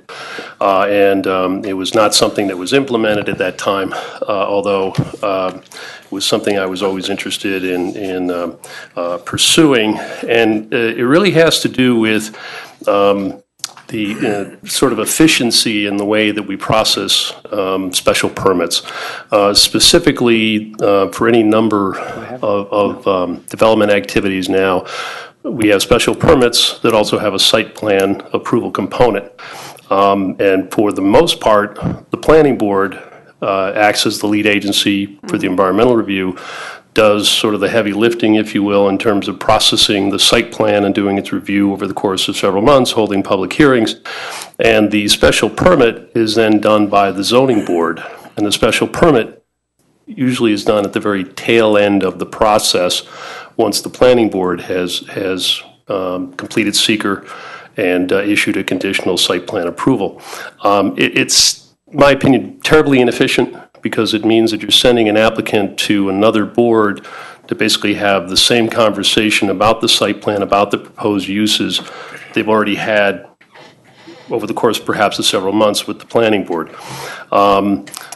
So the recommendation is, and I circulated around a draft, is I to... don't think anybody's got a copy of that draft, though. Yeah, this is something that that I would propose to provide to the board. But it basically, for the list of uses in our zoning code for all of the zoning districts, where there is a site plan approval and a special use permit approval that are required, that be done by the planning board. There's another class of special use permits that would remain. Rephrase that last phrase, what'd you say? I'm sorry? In reference to the site plan approval would be in reference to? Well, let's say Let me get you a good example. Well, Friendly Honda, the expansion that they just did out on Route 44. The automobile sales use is subject to a special permit, but when you look at all of the work that was done out there, the bulk of the work was on the site plan side of it. And of course, it was an established, long-established car dealership. But you had the applicant literally sort of bouncing back and forth between meetings between the planning board and the zoning board, having essentially the same conversations. It would make much more sense for an application like that, where you have a site plan approval that's required and a special permit, to have one agency do it. My proposal is to have the planning board do that. There's another class of special permits, specifically home occupations, accessory apartments, that we don't see typically a site plan component. I would propose to leave those with the Zoning Board of Appeals. I think they do a very good job, particularly on the home occupations and the accessory apartments. It's really a matter of efficiency. I've also talked to the folks at County Planning, specifically the Planning Commissioner, Owen Rafter.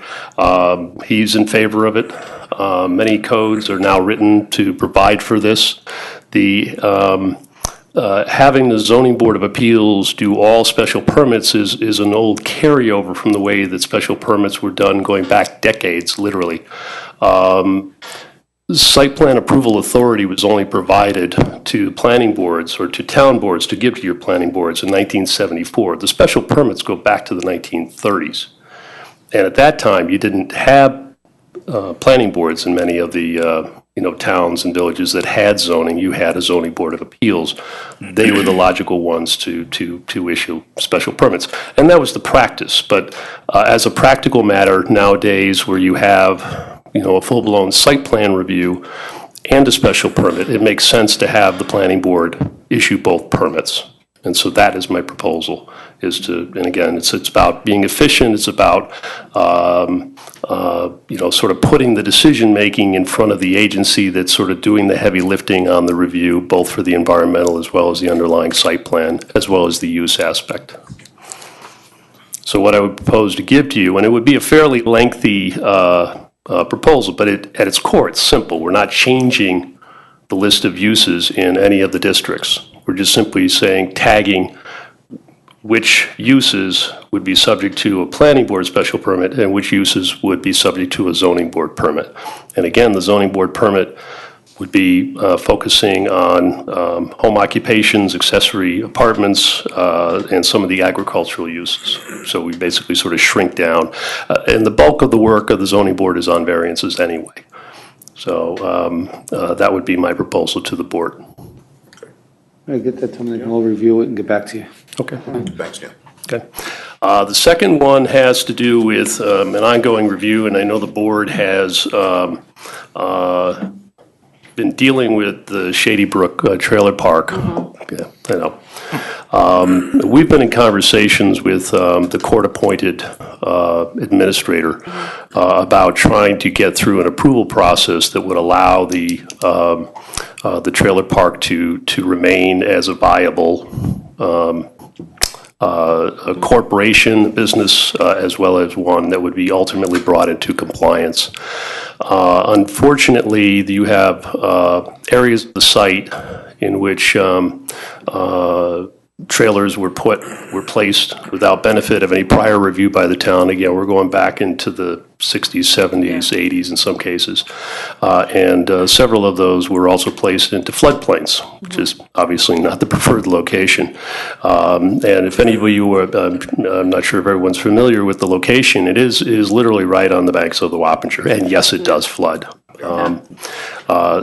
We've gone back and forth with trying to come up with a zoning amendment that would provide sufficient flexibility so that the planning board could ultimately approve a site design that would be one that would retain and make the trailer park as a business entity viable. And we're really kind of going at taking pains to try to do this because the mobile home parks, they're a viable affordable housing option for many people that otherwise can't afford traditional single-family or multifamily style living.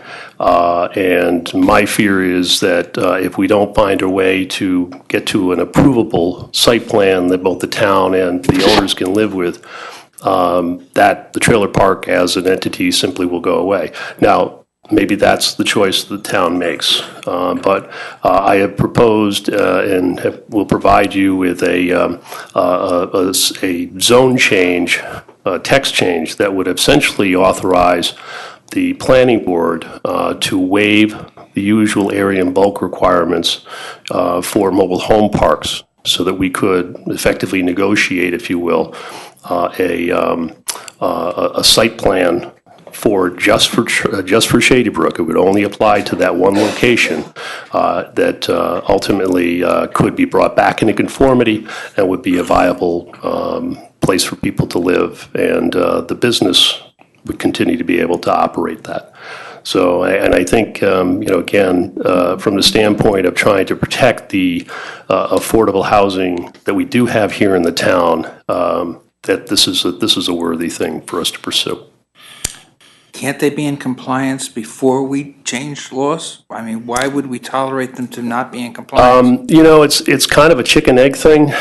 It's one. This is not one of those instances where somebody is going to request in this case, a text change, go through all of the engineering that they need to do to come up with a viable plan, and then cross their fingers that the town board is going to say yes. And frankly, it would probably be a waste of the planning board's time without knowing it has the authority to be able to negotiate this site plan for this particular property. It's a highly unusual situation.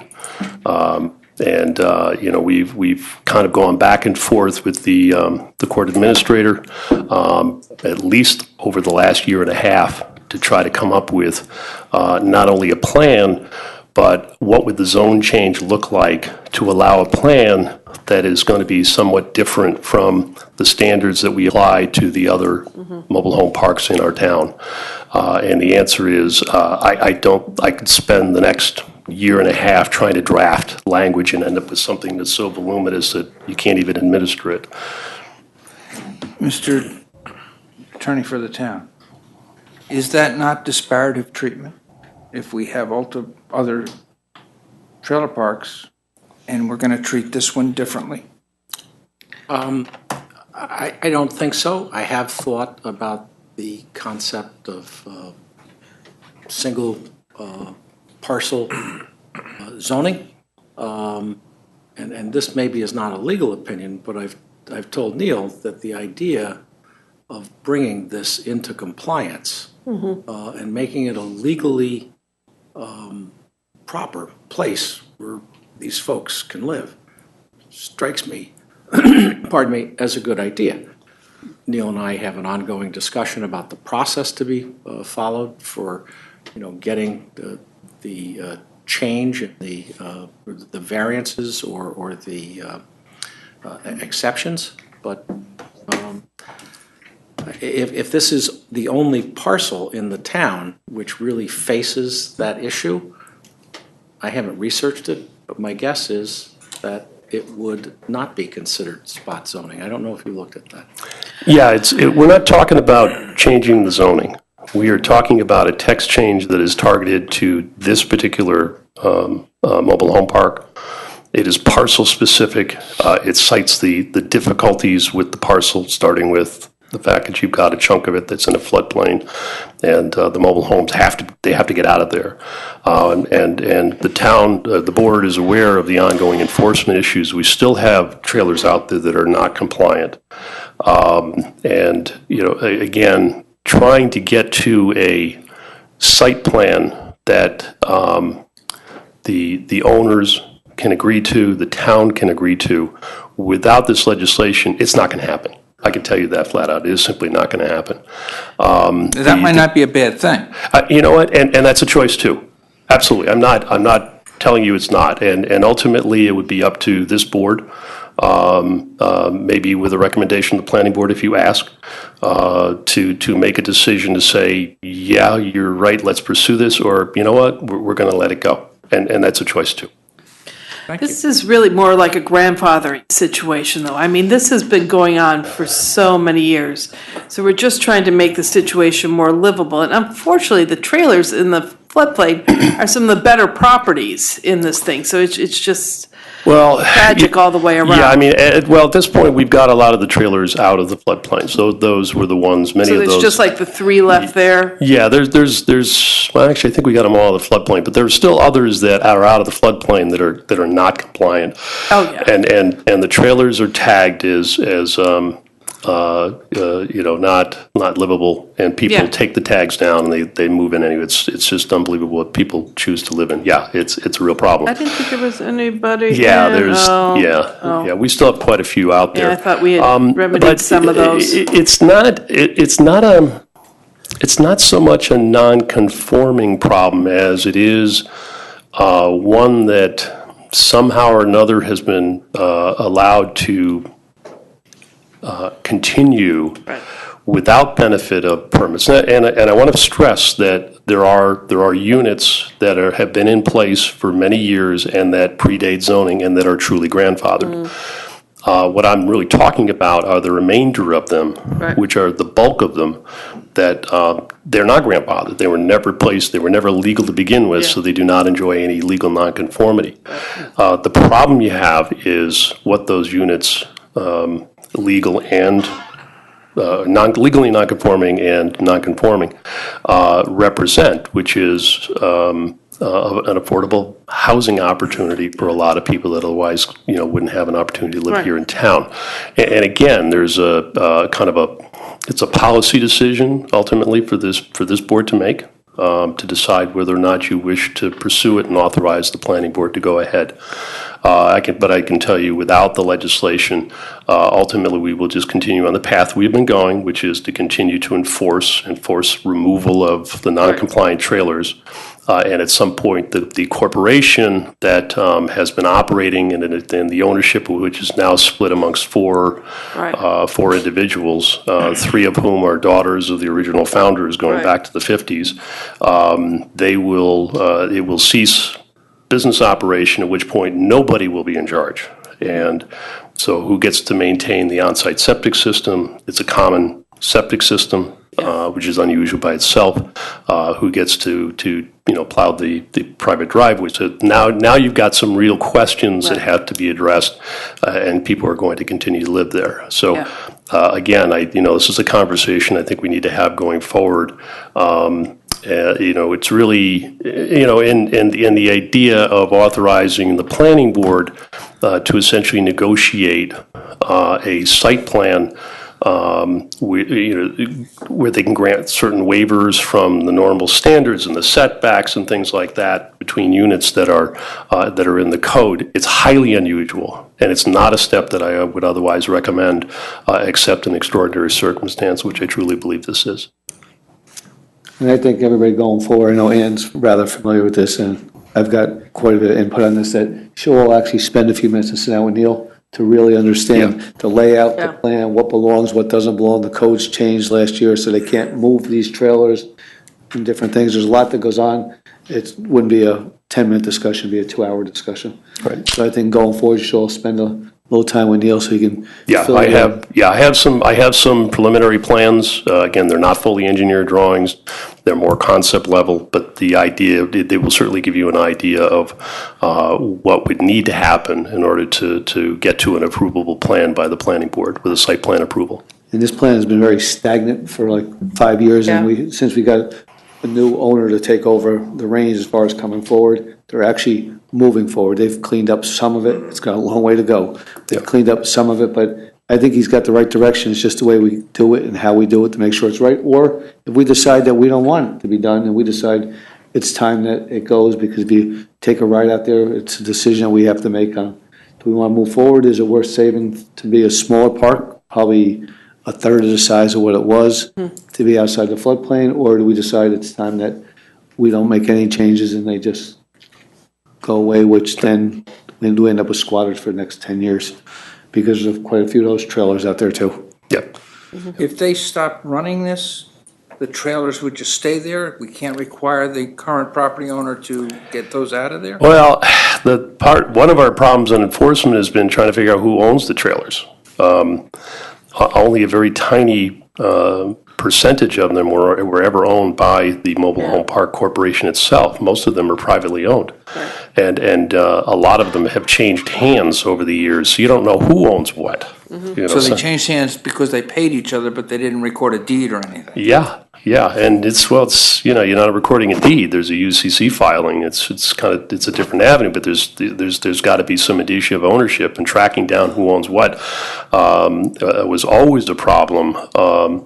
Until the courts got involved because there was a dispute amongst the shareholders, and the current administrator has been very forthcoming, unlike the prior business operator who is still a shareholder.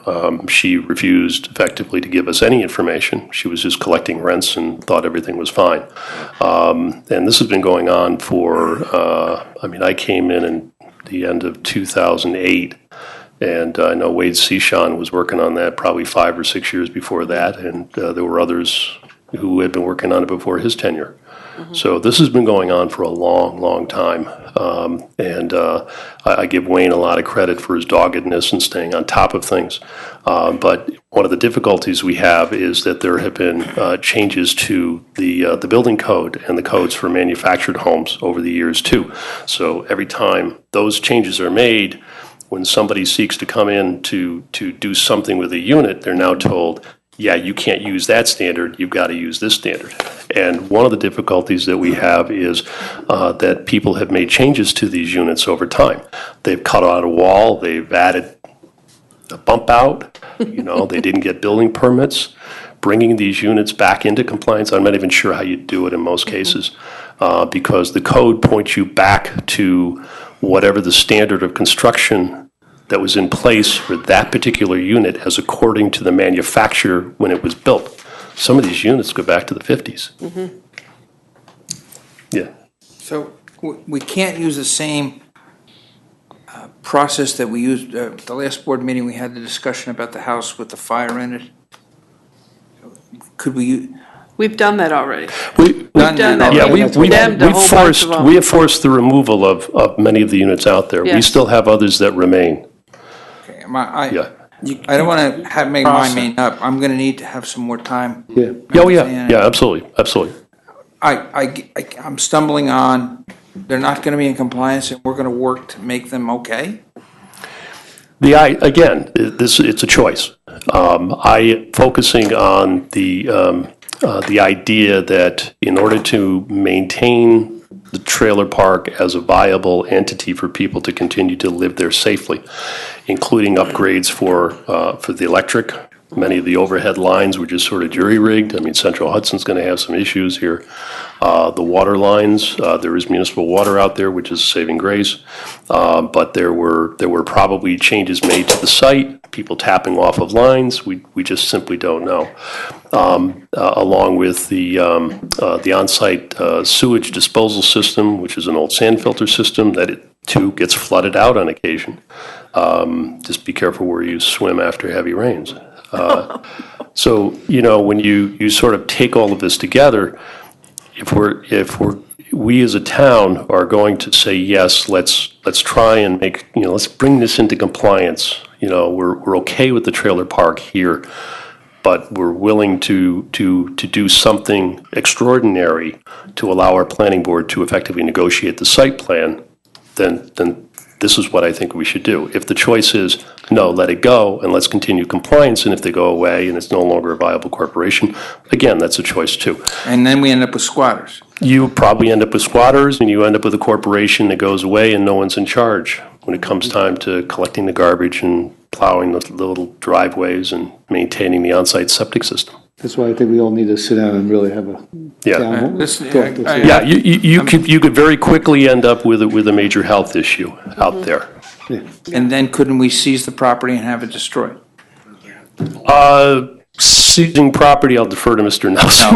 No, he gets very nervous with that, I understand that. Yeah. He was distracted, otherwise I'm sure we'd get a reaction. Okay. All right. I'll get the reaction later, believe All me. right. Thank you, Neil. Okay, thank you. All right. Committee reports. Joe Lepore's not here, Mike's not here, and Joe Conti's gone. As far as I know, the budget is right on target as far as percent-wise for the year.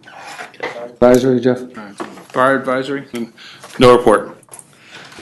Ann, Governor Alvarez? Nothing to report. Land use and planning? Ann, did you guys meet or no? No. Okay. No, we haven't Right. met. Personnel? The report. Recreation, he's not here, Ann? That's just going forward, I didn't, Yeah, it's going forward. I want to say the camp is like 70, almost 70%, he said. 70% filled. Yeah, you were in that. Yep. Yeah. And it's coming along.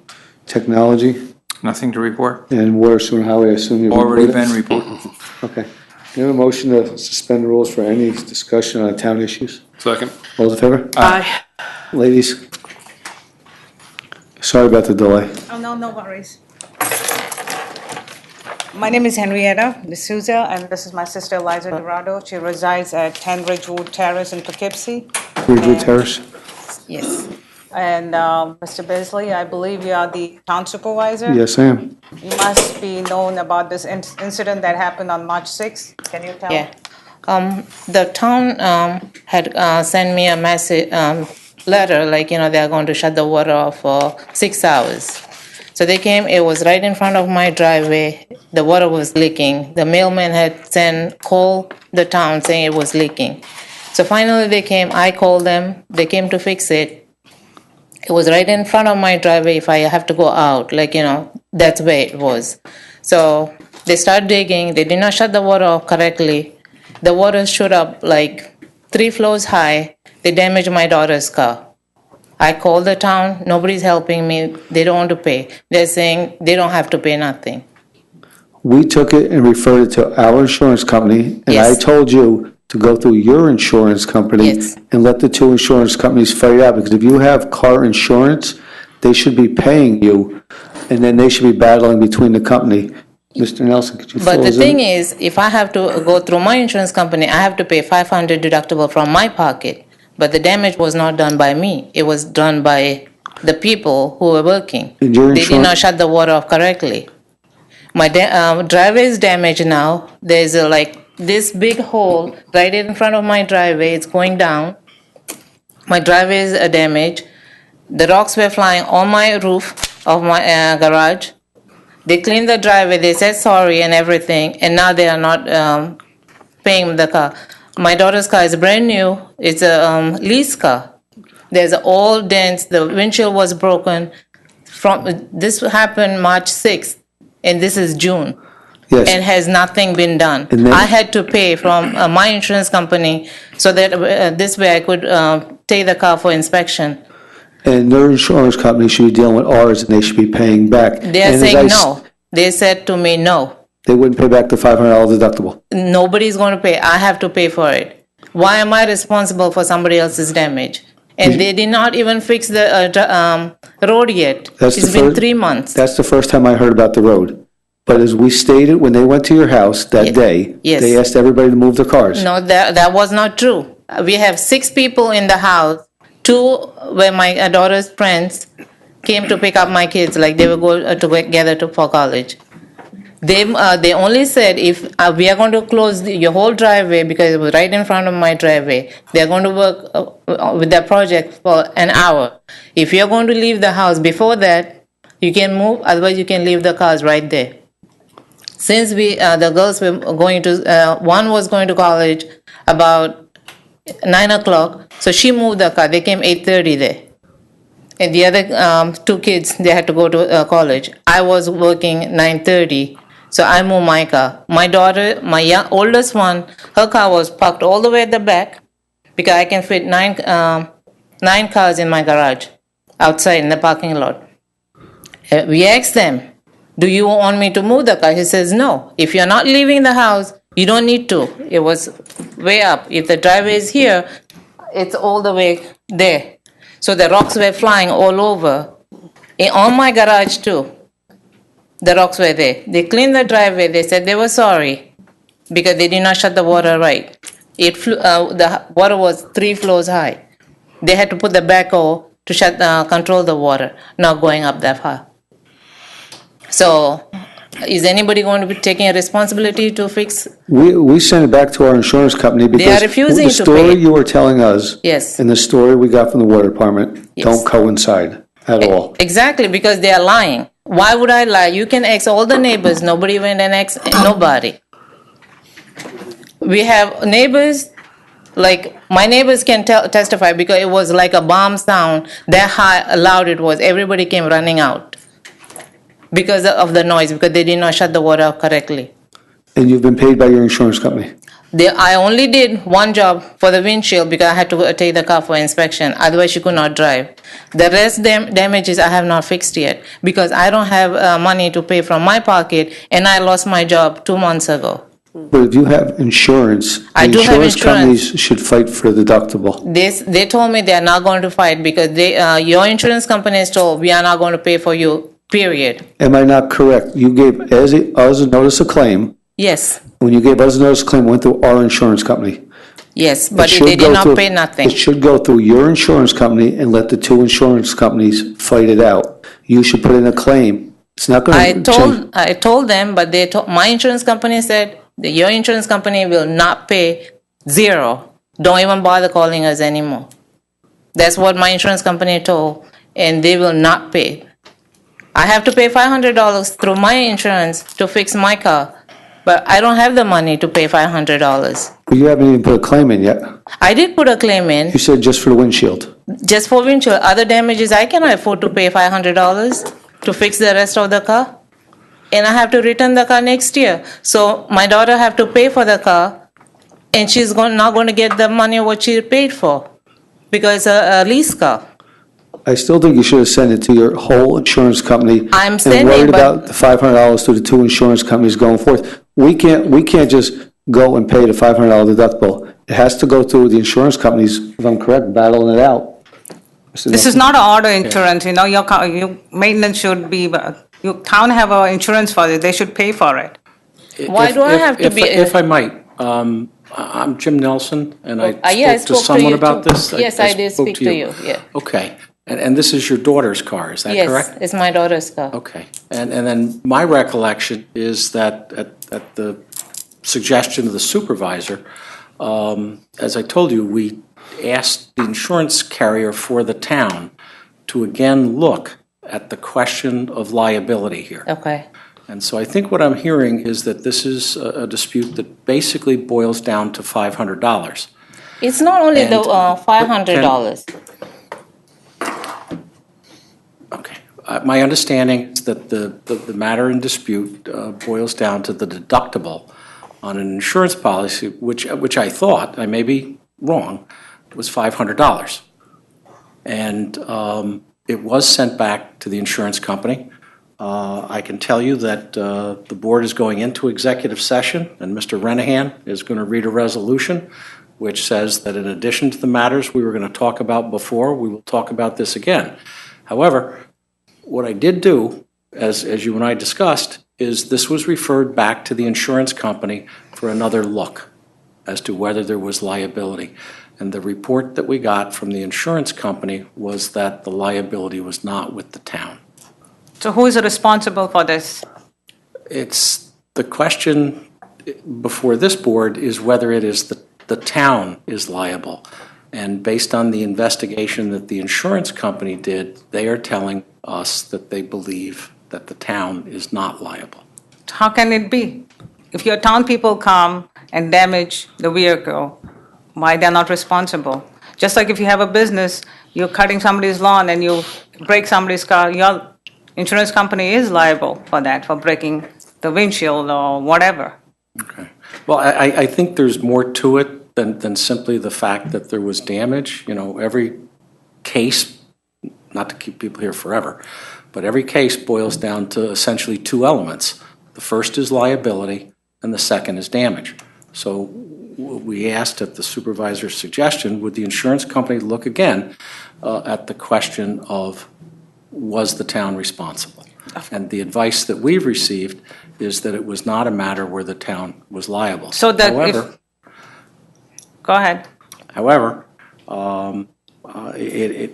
the town board can talk about matters like this in attorney-client session, and I will ask them to do it. However, I will tell you that the insurance company, which the town relies on in matters of liability generally, has told us on a relook that they don't believe that the town is responsible for this. How can that be? How can that be? What if you're in her shoes, what would you do? It is okay, like, just walk over? Like I said, every case boils down to the first element of legal liability. And then the second is, if there is liability, the question is, what are the amount of damages? And there are things that have to be established to establish liability. And the insurance company's advice was that they did not see that the town was legally liable. That is some kind of crap I ever heard. It's a joke because they were on my property cleaning my driveway because they had rocks. So much rocks from the hole was coming in my driveway. So I had to move my driveway in my pocket and my garage in my all the way at the back. It's their responsibility. They all came and said, we are sorry because it was an accident.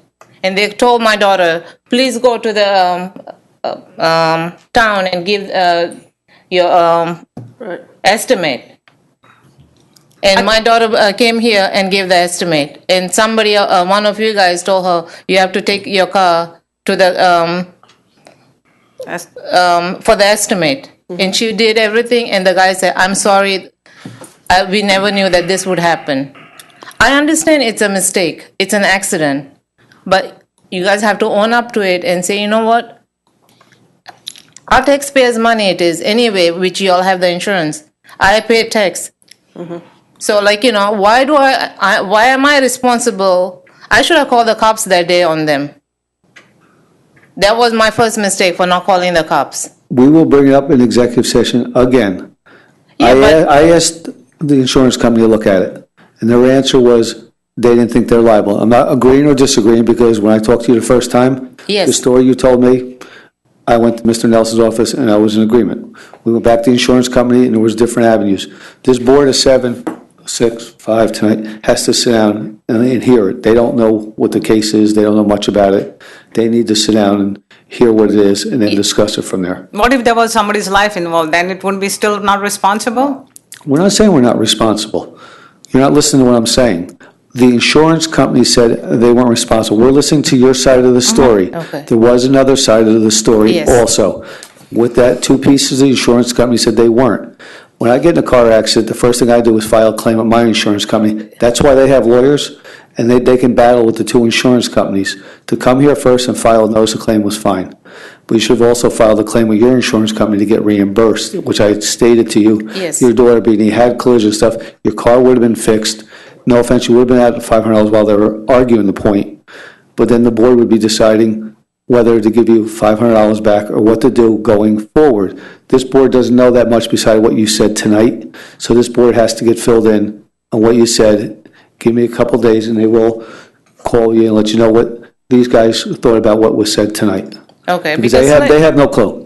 What you're telling them is first-time knowledge to most of these board members. And we did send it back to the insurance company when you called. Because the story you told me, and I said I went down and we asked the insurance company to relook at it again. Okay, because you guys only heard their side, and I'm sure they were scared that they might get in trouble.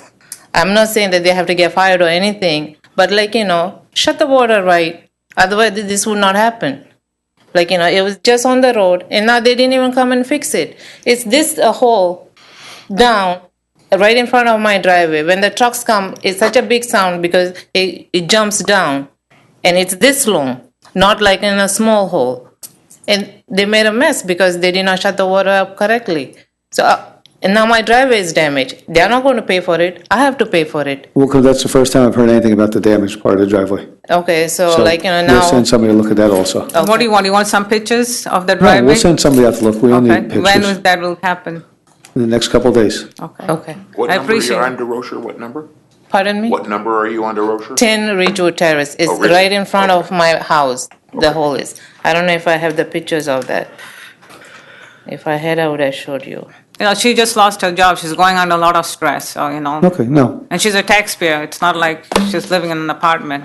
that doesn't make a difference. A resident's a resident, doesn't matter where they live. But they Feel will like look they're at it. discriminated because of the color of her skin. That's going on a Ma'am, lot. Ma'am, you're going the wrong direction. It has nothing to do with anything at all. That has nothing, the board does not discriminate against anybody at all.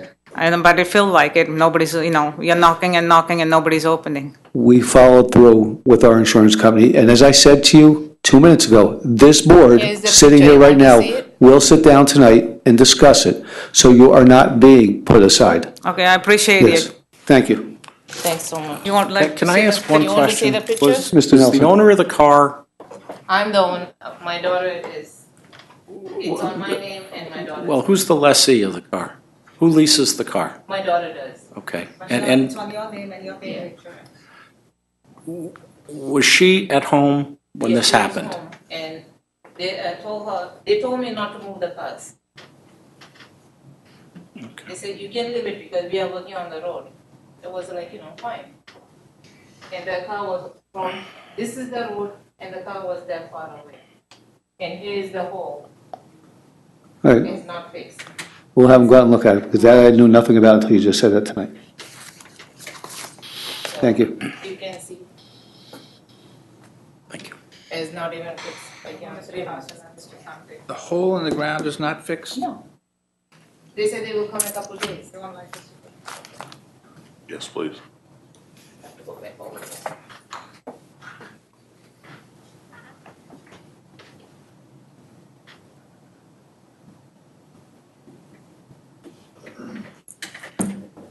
Did you say Ridge Road? 10 Ridgewood. Ridge Road. Pardon me? Ridgewood. These My are the firm is, cars, where the attorneys. Damages. Yes. Okay. I'll show you the whole. Okay, I think. That's the windshield was broken. I had to replace it. Can you see? Joe, we got some of those pictures here. All right, Okay. Oh, gee, I see the chip there, yeah. Okay. Ridgewood, second ward, right? Okay, thank you for showing that to me. Let me show you the road. I'm so upset, here's the hole. Been 3 months. It has not done. There are 2. I know that the highway superintendent had been hearing all this, and he said he was making motions to work on that. yeah, it's a water We're gonna department. go sit through executive session. Okay, we're. Okay, Thank you so much. all right. Thank you for bringing it to Oh, our you're attention. welcome, thank you. Thank you. Thank you. Thanks, ladies. Good night. You're welcome. Jeff? Thanks for coming. Contact. Thanks for coming. Thank you. Mrs. Familiar, but I don't know. Oh, I hope Were you it, on the board? I don't know. Thank you. Doreen? Okay, I'd just like to make a comment about the special permit amendment. And I would not be in favor of taking any authority away from the zoning board and giving it to the planning board. So maybe you can take that under consideration. And so just to be clear here, so what exactly are you going forward with for the study? I mean, I know, Mr. Carlos, you said you wanted to have, to use some money from the drainage fund. But then Jay said, you should be looking for grant money. So what exactly was the final? I think we have to sit down next couple of days and decide where we're gonna go for money and where we're gonna go and try to get a clue of how much we need. Doreen, I think there's just too many. Okay, well, I avenues just of wasn't the- sure because I thought there was some direction to Mr. Nelson for a resolution, so I just didn't That would know. be to authorize the study. It had nothing to do with how we're gonna fund it. That's the supervisor's office. How we're gonna do that, how much there is there any in the line, what's available, where it's available from. It's 2 separate issues. One issue is to get the authorization to start the study. You can't start the study till you figure out a way that it's gonna be paid for. Okay, all right, and then just the last thing, about the trailer park, I realize it's, tough situation and people think maybe like who would want to live that way, but there are some people that can't afford to live any other way. So I really think you should also try to take that into consideration too. Thank you. Thank you, Doreen. Anybody else? Motion to resume the rules? Second. All in favor? Aye. Jeff? Be resolved, the town board of the town of Poughkeepsie does hereby adjourn to executive session to consider the following matters to wit. 1, real estate matters to the extent that public disclosure of the discussion would substantially affect the value of the property. 2, confidential communication between the attorney and his client, the town board based on the attorney-client privilege. And 3rd, matters leading to a potential contract with a particular person, firm, or organization. So moved. Second. All those in favor? Aye. Town board adjourns to executive session at 9:13 PM.